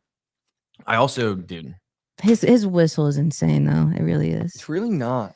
It Jason is. Tatum traveled and jumped into Karl Anthony Towns in the first quarter. You didn't see a fucking tweet about it. Jalen Brunson 6'1" is driving on like Al Horford, Kristaps Porzingis, and Jason Tatum and gets mugged, and it's like, what a crazy. He does a really good job of using his right arm when he's going to the rim. He gets that contact and like pushes off and acts like he's getting fouled. I mean, everyone does that. Every single player. Big body Browns. I mean, if you watch the fucking Cavs game yesterday, Donovan Mitchell did it 15 times. It's also like, I love that everyone gets on Jalen Brunson. You watch any point guard pick up the ball whenever someone picks him up full court. Everybody does that. Oh yeah, he's not the only one that does that though. Like Josh Giddey will do it. He's really good at it. Yeah, he's phenomenal. Yeah, Josh, he's we will get to prize picks short. So this is what I wanted to ask you guys. When we go through these games, should we do game Prize Pick squares we like in that game, Prize Pick squares we like in that game, and then come together on Prize Picks later now that we know, or just Okay. games then Prize Picks? I kind of like games and prize picks. So Okay. then we get like a good Yeah. view of the board. We know kind of what we're building. Okay. Whatever. Same spread and same movement as the Celtics Knicks series. The Nuggets are plus 10.5. The Thunder are minus 10.5. We didn't get to talk about this much, dude. I hate the way the Thunder reacted to losing that game one. I don't know if you saw Jalen Williams in the press conference on his phone 90% of the time, like on his phone. And then he tried to meme bait and was doing the thing that Teron Prince did when he was at Oregon. And he was like, we just have to go up and grab the ball with two hands.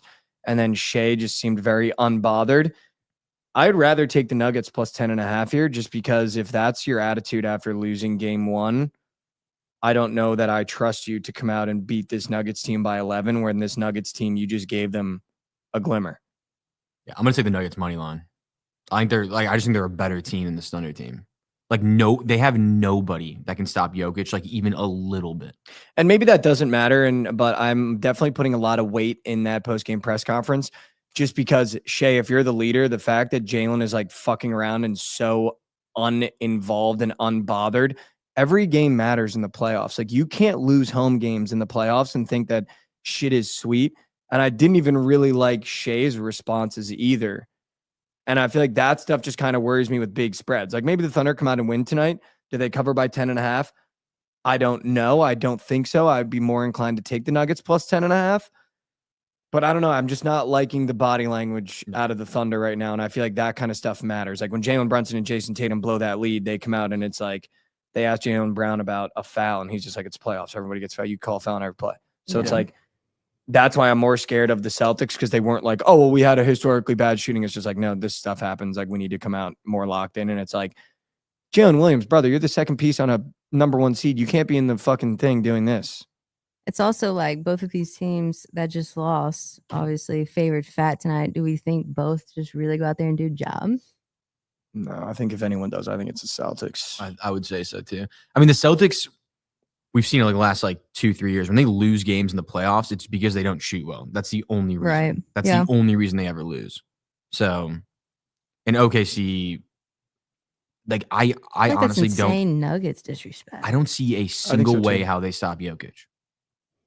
Like, Chet has no chance. No chance.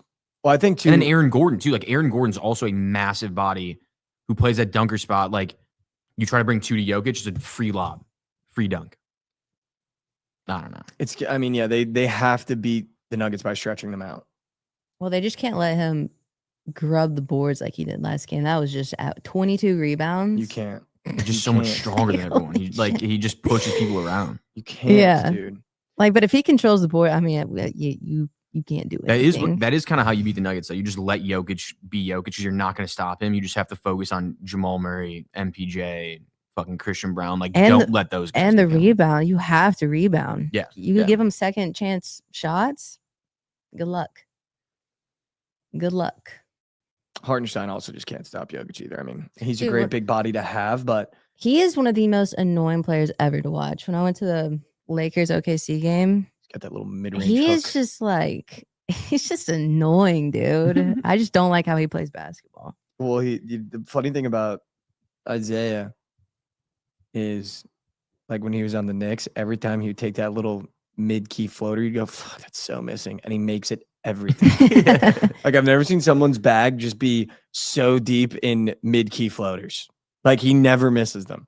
But he's got to do more on the boards in the defensive end if they want to win. Like, 100%. And I think, too, like, in terms of prize pick squares, you could take Shea points every single night in this series. Like, he's going to get his 33, and I think that's the difference between him and Jokic when you talk about that MVP conversation, is he's going to get his 33. It doesn't mean that that's going to impact their winning. No. Like, Jokic getting his stats impacts the winning, whereas Shea, I think, is a free 33 points. I will say, however, when you talk about the sharp side, and I'm sure BTL will talk about it, this is the first time in round 2, game 1, that every road team won. So I'm sure you also can assume there's going to be a little bit of regression on that front, where the favorites that are at home probably cover and win some of these upcoming games. But I'd feel more inclined to take the Nuggets plus 10.5 here. So I don't know. We'll see. I mean, also they lost in a buzzer beater, so maybe you assume the Thunder come out and just assert themselves because they think they know they're the better team. I think it's kind of scary, though. Like, the Nuggets not winning for a single second and winning on a buzzer beater, like that's almost worse because they stole the game that they shouldn't have, and now they come out and they play well. What are you gonna do? Yeah. How many points were they down that game? I think what did the They were most down was 20, I It was like 20, right? Maybe I think 8. 15. Yeah, I don't know. It was close to 20. They were definitely down. I mean, you got to be able to close. You right? have to So be you able to can close. be up all game. Who really cares? You have to be able to You close. got to be able to close. That's just the NBA though. Game of runs. Game You of have to be able runs. to close. There's a game of runs. 21. Moving to hockey, Lauren, I'm happy we have you here today. Yeah. Let's start with your game. The Stars go on the road for game 1 against the Winnipeg Jets to start off their second round. How are you feeling, man? Like, what is your vibes here? You guys are minus 115. You're the favorite. Going Yeah, I on think the that's road. insane. I was Insane. super happy to see that. First things first, have y'all seen the Jets song? They have a song? Please find that, Josh. You Is it have bad? to play that song. Shit. This is all I needed to see. I'm gonna have to nuke the Stars now. Dude, the Senator song is like a banger compared to this. Let's see what the ChatGPT thinks about this game. Here it is. We just listen to it. Do we have to play the video, or should we play the video? I mean, the video kind of makes it. Okay. I'll play it. Connor Hellebuck, Buck. No, That's it. stop.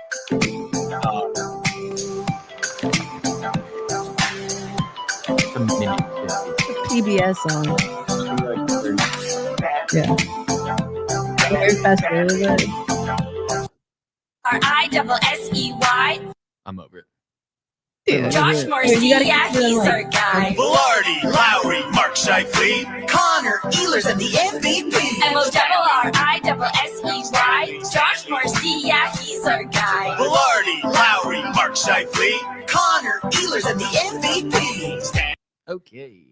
No, but there's like a point where they're like jumping, like Connor Hellebuck, and it's like it's just the most unserious thing I've ever seen.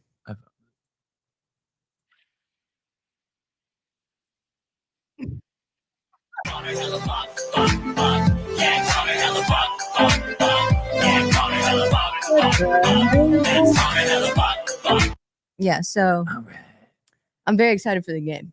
To answer your I would be question, too. I'm just like, That is the most Canadian thing of all time. dude, that's so Canadian.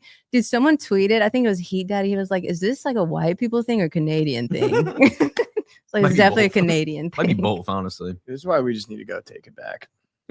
Take it back. It's Like so they're bad. just being too silly up there, and I think we just need to get the Stars and Stripes up and moving for their flag. And this is the problem, dude. Yeah. I saw a tweet yesterday. They need to be brought back into the fold, and it's for reasons like this shit. Hashtag shrink.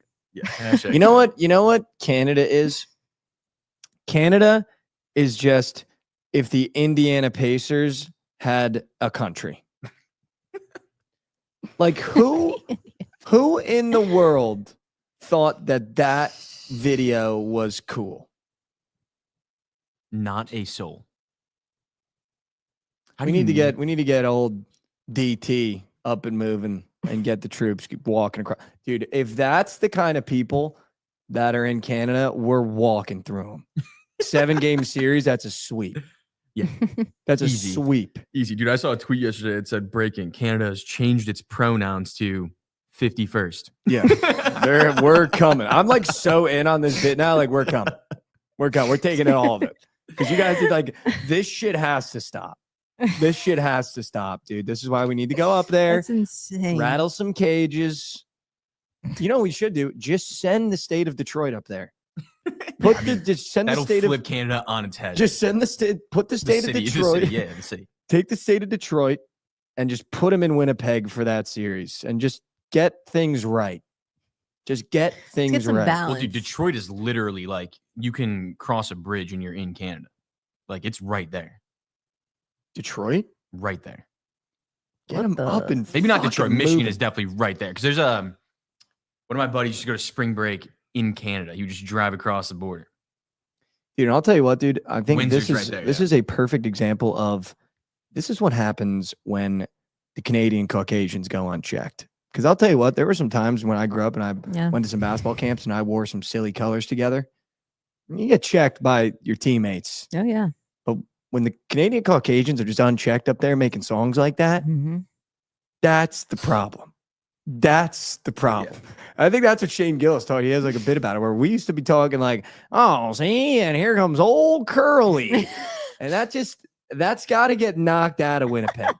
That's got to get knocked out of Winnipeg. But it's so funny to me. Do you want to hear my take on the Star Series? I don't think it's gonna be anything good. Sure. The Dallas Stars advance after a dramatic Game 7 victory over the Colorado Avalanche. Okay. Mikko Rantanen led the team with 12 points in the first round, including a hat trick in Game 7. Goaltender Shout Jake out. Ottinger has been solid, providing Moose. confidence in net. However, the Winnipeg Jets defeated the St. Louis Blues in the first round. Goaltender Connor Hellebuck has been pivotal, overcoming early struggles to stabilize the team's defense. The Jets won 3 of 4 regular season games against the Stars. And did he get pulled every single game besides the last one? Yes. Yeah. But here's the Shut key up. matchups. The goaltending duel, at least what I think, the goaltending duel between Ottinger and Hellebuck is expected to be a deciding factor. Dallas's offensive depth, including players shit. like Wyatt Johnson and Jason Robertson, will test Winnipeg's defense. But the Jets may be without key players Mark Scheifele and Josh Morrissey, which could impact their performance. And they were So you're telling me the goalies are important to this game? That's what I'm telling you. Okay. I'm also telling you the forwards might test that defense. Oh, the guys that score the goal. Yeah. Oh. Mhm. Okay, yeah. No. Mhm. Chat Who'd've GPT, thought? shout out. Who'd have thought goalies matter? Shout out. Shout out Chad. No, dude. Honestly, I'm not worried though, because we were playing last series injured. We're gonna have Jason Robertson back. We're gonna have Heiskanen back. Yeah, the Gonna be only thing that would gross. scare me if I were you guys that the Jets just beat the hottest team in the NHL. Yeah, they were the with hottest team. no goaltending. That's the only scary thing. That is I think true. the Stars are a better team, and the Jets always melt. But yeah, that's the only thing that's scary. I think. I'm taking Stars money line my POD. Oh, what? After seeing that video, I mean, yeah, that's fair. give That's me bad. a good old I don't know if that's a Southern question, American actually. team going up there rattling a cage. Yeah, it couldn't be a better team going up there, honestly. You guys want to know my takes about Yeah, the Leafs game? Sure. Toronto Maple Leafs are set to host the Florida Panthers tonight in Game 2 of the Eastern Conference second round playoff series. The Maple Leafs currently lead the series 1-0. In Game 1 held on May 5th, the Maple Leafs scored a 5-4 victory over the Panthers. William Nylander led the charge with 2 goals and an assist in the first period, helping Toronto build an early lead. A concerning moment for Toronto, however, occurred when starting goaltender Anthony Stolars left the game in the second period after taking an elbow to the back of the head from Panther center Sam Bennett. Stolars was visibly unwell and exited the game after stopping 8 of 9 shots. Backup Joseph Wool stepped in, making 17 saves, but allowing 3 goals. Anthony Stolars' status for Game 2 remains uncertain following his injury. And the Panthers' response after an hour loss in Game 1, the Panthers will look to even the series. Their ability to capitalize on scoring opportunities and test Toronto's goaltending depth will be crucial. That's where I'm at with the Leaf series. I feel like we just take the over again. I agree. Let's take that over. I do like the Panthers. I mean, them being minus 140 is pretty telling in this game. I would assume that the Leafs have their backup goalie in them. I agree. I agree. Oh, we could have taken a Nerfy in this Guardians Nationals game. We could have. Oh, I forgot that did start early. Yeah, I'm There's sorry, a Chad. bunch of early games today. It's odd for a Wednesday. I feel Self-proclaimed like. baseball guys. Should we get into this with Lauren, self-proclaimed baseball girl? Yeah, we got a bunch of baseball people. What do we got here? What are we thinking, guys? What are we thinking, gang? I have an aunt that always says gang like she's part of Scooby-Doo. How we doing, gang? It's like, brother, we ain't stopping a crime. Josh, the Cubs got skull fucked yesterday. I mean, not really though. It was 1 inning that they gave up 9 in extras. So I mean, Copium.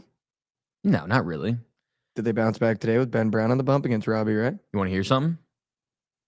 The Cubs this year, after a loss, are 10-3. Ooh. So they bounce back today. Those a are lot some of wind. things- There's a ton of wind coming in Chicago too, and we know how to play small ball. I think we smoke them. Those are some things I do like to hear about. Smoke them. The Dodgers without a pitcher are minus Yeah. 245, in case you're wondering. Lauren, what's going to happen in this Rangers game? Why is Tyler Mull an underdog? Yeah, I don't like to see that. Who do they have on the bump today? Huck? What the? Yeah, that tells me Mr. Tyler might get crushed.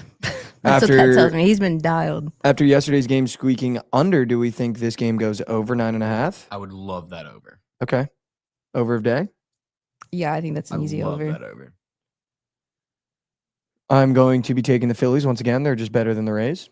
Yay, lads! Gifted 51 Holy subs. Shit. Yeah, What? that's- Holy Oh my god. yay, lads! Had to top Dude. Tusi. Had to top him by one. Come on. Holy yay, lads! We do it all for yay, lads. I'm over here Dude. talking about the Phillies. I look That's over at literally $1 Twitch and my million. brain explodes. That's literally $1 million. Holy shit. Yay, lads. Was there a message at the end of that? Do you get a message with the 51 tier sub gifters? All right, I'm telling yay, lads. Yay, lads, what's the play today, brother? You're fucking goated. He had to top the total. Yay, lads, you're fucking goated. And he did it during TMA. Yeah, we love that. How about Go, TMA getting yay, the top 2 lads. total for this month and Tusi and yay, lads? Yeah, How about it, huh? How about it? 101 subs combined? Oh. Come on. Yay, lads, Mitch Keller Nerfy. what's the play today, yay, lads? Mitch Keller Nerfy. That's it? Yep, that's what he said. All right, Mitch Keller Nerfy, I'm in. I'm in. Mitch Keller Nerfy, I'm in. literal Mega Max, yay, lads. Wow, yay, lads. You just made my day, brother. What a guy. I do love Yay Lads. I'll say this about Yay Lads. He's been a supporter of TMA since our first couple episodes. When He we has would have been. like 15 people in Twitch, dude. He has been. Dude, yesterday I just earned the Yay Lads follow. Meant a lot to me. Wow. 'Cause he's very picky and choosy. Is Who he follows. picky Yeah, he only follows choosy? like 10 fellas. Really? Yeah. So it meant a lot to me, Yay Lads. Yay Lads, why are you so goated? I think he was an op for a while and then decided to maybe be in the middle. Make no mistake. Me and Yay Lads, we've gone at it a couple times in the chat for sure. But Yay Lads is like that older brother that you just, he pokes at me and then I got to just Yeah, he wants to- snap his head off. Talk about someone who likes to check. He'll check you. Yeah, He's he gonna do some does. checking. He's a good chat checker. He's gonna hurt your feelings and then bring you up at the end of the day. But that's what we need sometimes. We need some people in chat to humble at least me for Uh-huh. sure. Yeah, for sure. Like I need when I'm spewing important. about the Knicks, I need Yay Lads coming and be like, brother, it's a 10-point spread. I go, okay, all right, Yay Lads. It used to be Pega, and then he fucking turned coat. Dude, Pega used to literally come in here and just shit on Josh and I and be like, Oh, where's yeah. BTL? Where's BTL? You guys fucking idiots. And then turned coat. Now he's working for the company. Now he loves the shit. Turn a new leaf. He's like Canada, dude. 51st. What else are we thinking on the baseball diamond? Do we like any plays? Dude, I've kind of been, I'm not actually going to say that because it's going to jinx it. I do kind of want to go back to the Braves today. I think they're just better. Yeah. Even though it's Hunter Green. Mhm. I love the Phillies. Like I was saying before, Yela just splooged all over my face. We're You get taking you a that Nerfy towel. for Mitch Keller. Yes. You wanna Dude, we can watch it. Yeah. Oh, we can. You want a gross one? White Sox Royals under 8.5. Disgusting. I had a buddy who needed who's the best guy in the Royals? Bobby. Yeah. What? Who needed Bobby Wood fantasy score to hit a 5 leg on Prize Picks, and he went 0 for 4. Flew out too. That's just moose. All right, let's do Prize Picks, Let's do it. and then I'll chef Tonimo.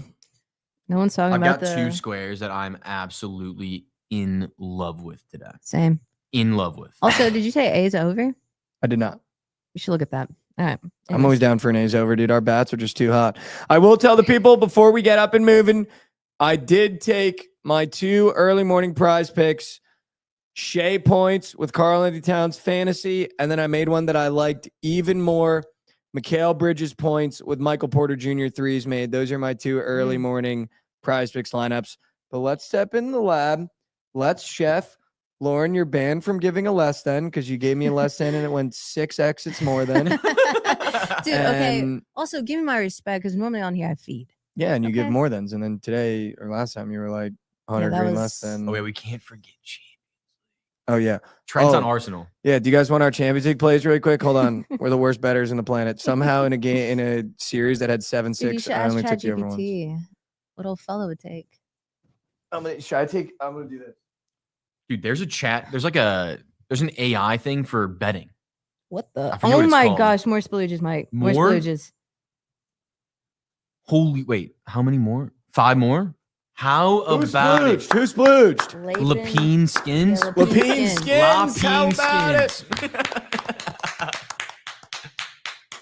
Let's go, dude. Another 5. What does that translate to? Sounds like it translates to something bad. All right, are you ready for Lapine this? skins. Are you ready for this? This is actually funny. I chat GPT'd what would Mikey Over take in today's Champions League matchup? I mean, you're taking Mikey's likely picks. Are you ready? They actually have it. If Mikey were placing bets on today's match, he might consider the following. Is this actually what it says? Yeah, I'm not even kidding. It's ChatGPT. If Mikey were placing bets on today's match, he might consider the following. Over 2.5 goals in both teams to score. Given Arsenal's aggressive approach to overturn the deficit and PSG's potent counterattacking threat, a high-scoring game with goals from both sides is plausible. He might take PSG to win with both teams scoring. Considering PSG's home advantage and Arsenal's need to attack, Mikey might back PSG to secure a win while conceding a last 1 goal. Or he might take this. I know ChatGPT's a brain-dead robot. He might take the first half under 1.5. I think. But I'll tell you what, they nailed the first one over 2.5. Both teams to score. I'll take that. We might have just witnessed ChatGPT gain sentience. It might have just went into Mikey Over's brain. Champions League plays over 2.5, both teams to score, and I will in fact be taking PSG because they're gross, and I think they're very underrated. Let's go to prize picks. Let's do it. Okay. Wow, ChatGPT kind of sharp with what I would take. I know, yeah. All right, what do you guys like on prize picks? Josh, go first. I mean, we're going to the guy, Ian Happ, but we're gonna attack it just a single. I want a single out of Ian Happ. With the wind blowing in, this dude is a contact machine. Ball's not gonna get to the wall. Just a single. All right, let's do a demon lineup then. A 3-piece demon lineup. Okay. All right. You ready for this? Actually, let me. Oh, ChatGPT also said I would take the over in Yankees Padres, and I would take I can't do it too. Kikuchi strikeouts. You would not take that. Said I would take the over on Warriors Timberwolves. Yes, you would do that. These selections align with Mikey Over's inclination towards games with high scoring potential. As always, it's essential to consider all factors and bet responsibly. It says that. Yeah. What? No, I made that one up. How the fuck does it see that? Then? Why would I make How does it that know up? that like you like taking high totals? I don't know. Shit's botted. It might be Oh, dying. that's so stupid. It's incredibly dialed, dude. I know what I want to do if that's okay with you guys. Yep. I'm gonna put Mikhail Bridges demon points I like that 17.5. because he's gonna play 48 minutes. Mm-hmm. For our demon lineup, Lauren. And then we'll do a normal lineup. Oh, I'm mad. I love Mr. Lawrence Butler today. Okay. There's a 1.5 HRR is my play of the day. But dude, normally they have a 2.5 up and it goes straight to a 3.5 demon. I know they do I hate that. that. It's so annoying. So We'll save the 1.5 for the normal. yeah. So I'm just gonna give you 1.5 hits. That's the demon that makes the most sense. Yeah, I wish they you could stuff demonize juiced. fantasies. Yeah, I agree, honestly. Our 1.5 hits from Lawrence Butler, a The demon single on- from Ian The Happ demon and on Mikhail fantasies Bridges. that would probably have to be so much higher because like if a guy hits a home run, it's like it has to be like 4 or 5 points higher. I feel like Yeah, I mean you're not wrong. All right, let's do a normal lineup. Wait, Mike, what was yours again? okay. Mikhail Bridges points. Yes. Ian Happ first at bat is getting a single. I promise. Well, it's in the lineup. No, I'm just what's the word? I don't know.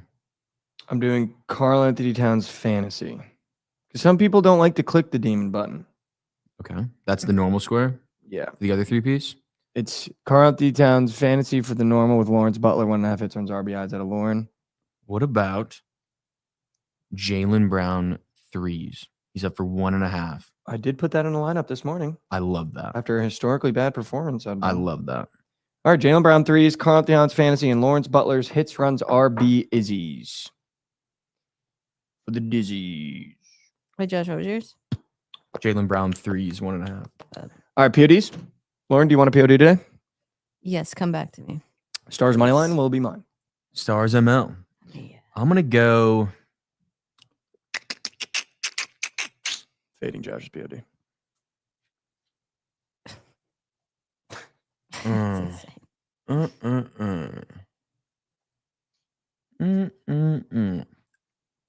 I'm gonna take a gross, so I'm gonna go with the Rockies ML against the Tigers. That line is so short for how bad the fucking Rockies are. They need to win the game eventually. Go ahead and fade that.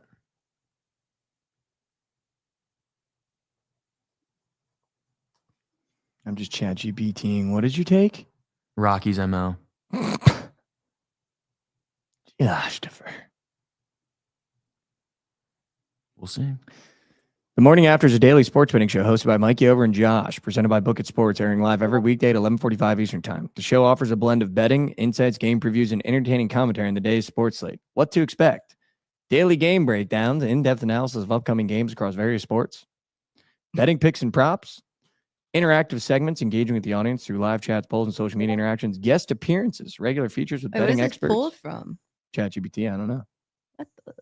Whether you're a seasoned bettor or just looking for entertaining sports commentary, The Morning After offers a lively start to your sports-filled day. In-depth analysis is pushing at ChatGPT. Yeah. They forgot the shit takes part. Lauren, POD? Let's go with the Rangers over. Oh, I I love that. like that. So we can just make that the POD and over the day. too. Yeah, And we'll do double slash. down on them. POD, OTD. Oh, no. OOD. Yeah. POD, OOD. Let's do it.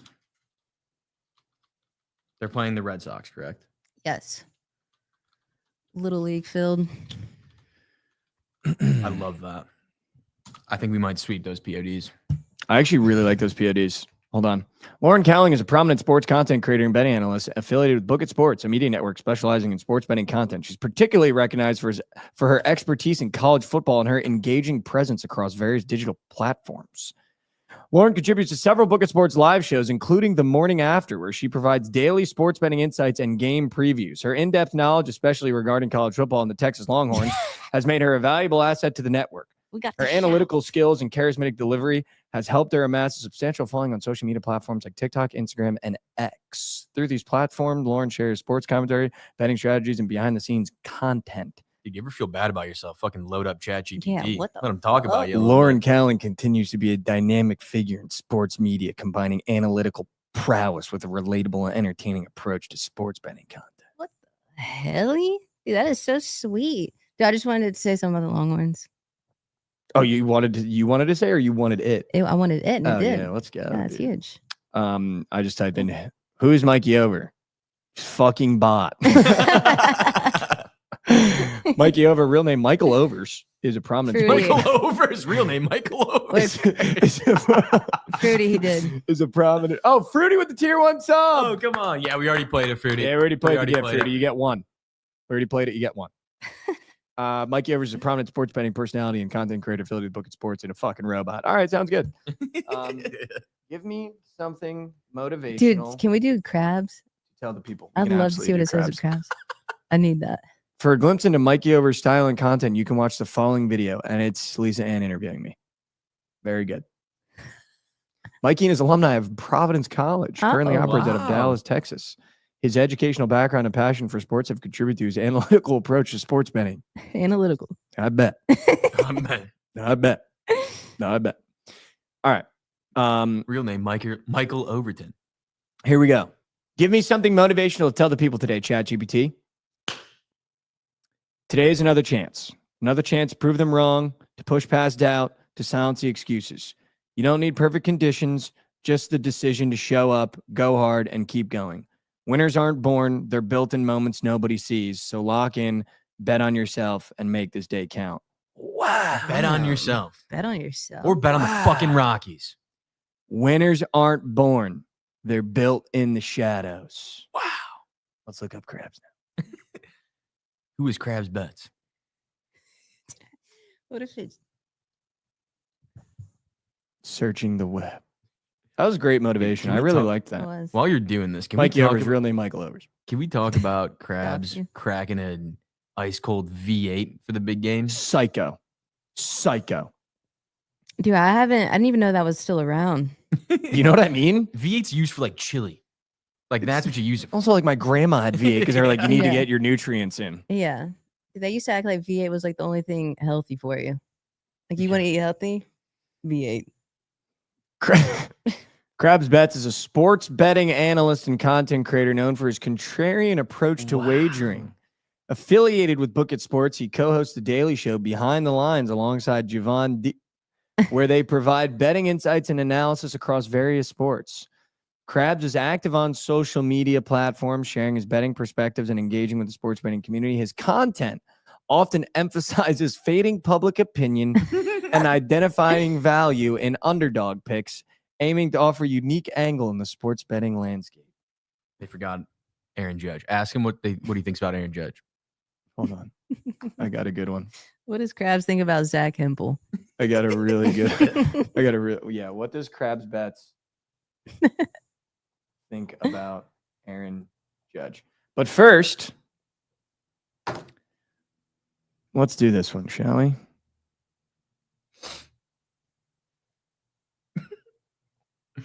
I was gonna do Trent, but doesn't say anything funny. It's just like way too serious. I think it pulled from his LinkedIn.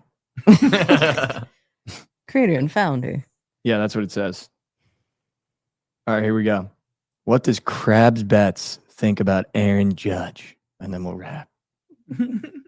Krabs Bets, a prominent sports betting analyst affiliated with Bookit Sports, has expressed admiration for Aaron Judge's performance on multiple occasions. In recent Instagram posts, Krabs highlighted Judge's impressive speed, stating, "I can't wait to see how Judge gets a triple this year," showcasing his appreciation for Judge's athleticism.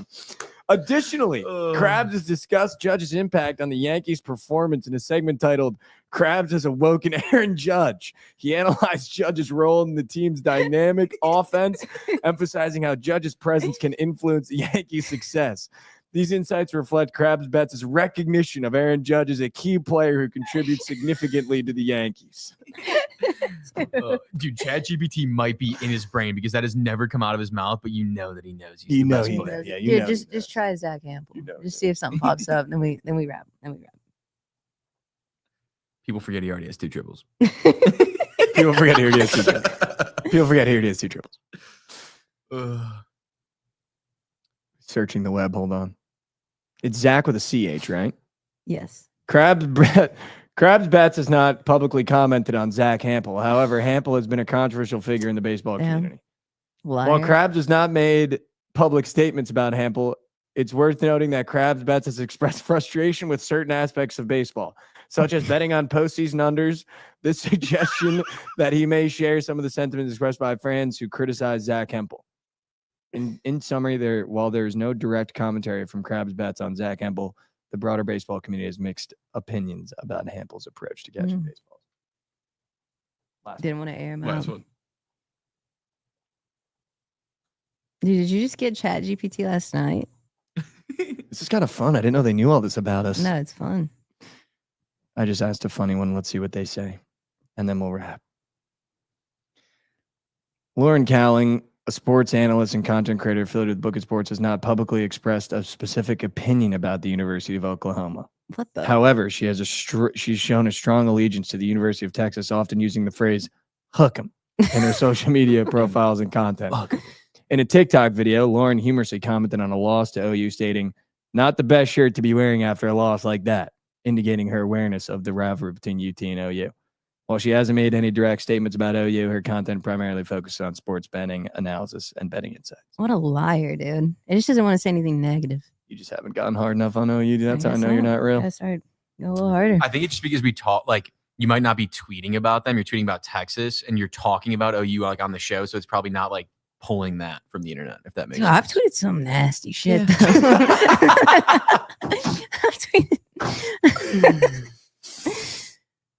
I don't know. Maybe not. All right. I mean, bet on yourself. That's the message for today. Winners aren't born, they're made in moments nobody sees. Shout out you guys. Appreciate you. Bet on yourself. Thank you guys so much for all the support every single day. Thank you to Yay Lads for the 50 subs. Thank you to everyone else that gifted some subs. We really, really, really appreciate it. We will see you here tomorrow, same time, same place. Everybody say thank you to Lauren for coming on today. We really appreciate it. As always, Wednesdays are the most fun. Have a great day, guys. Take one step forward from me. I know how hard it can be to take a step forward every single day, but I think we've learned through doing this show that it's about the attempt, not the result. And if we just can attempt every day to take that step forward, we're going to be better people this time next year. I love you guys so much. I love you. If you haven't heard that today, I do kind of, can I look up this really quick? Yeah, go ahead. We're here.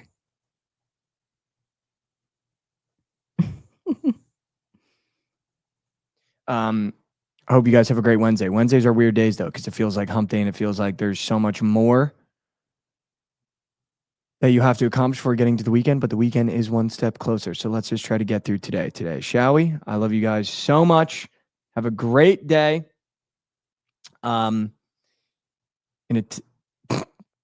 Mikey Over, a betting person affiliated with Bookit Sports, has not publicly commented on the Cavender twins. However, he did share a humorous anecdote about attempting to connect with them. In a TikTok video, Mikey recounted his experience of shooting his shot at the Cavender twins, showcasing his playful approach to celebrity interactions.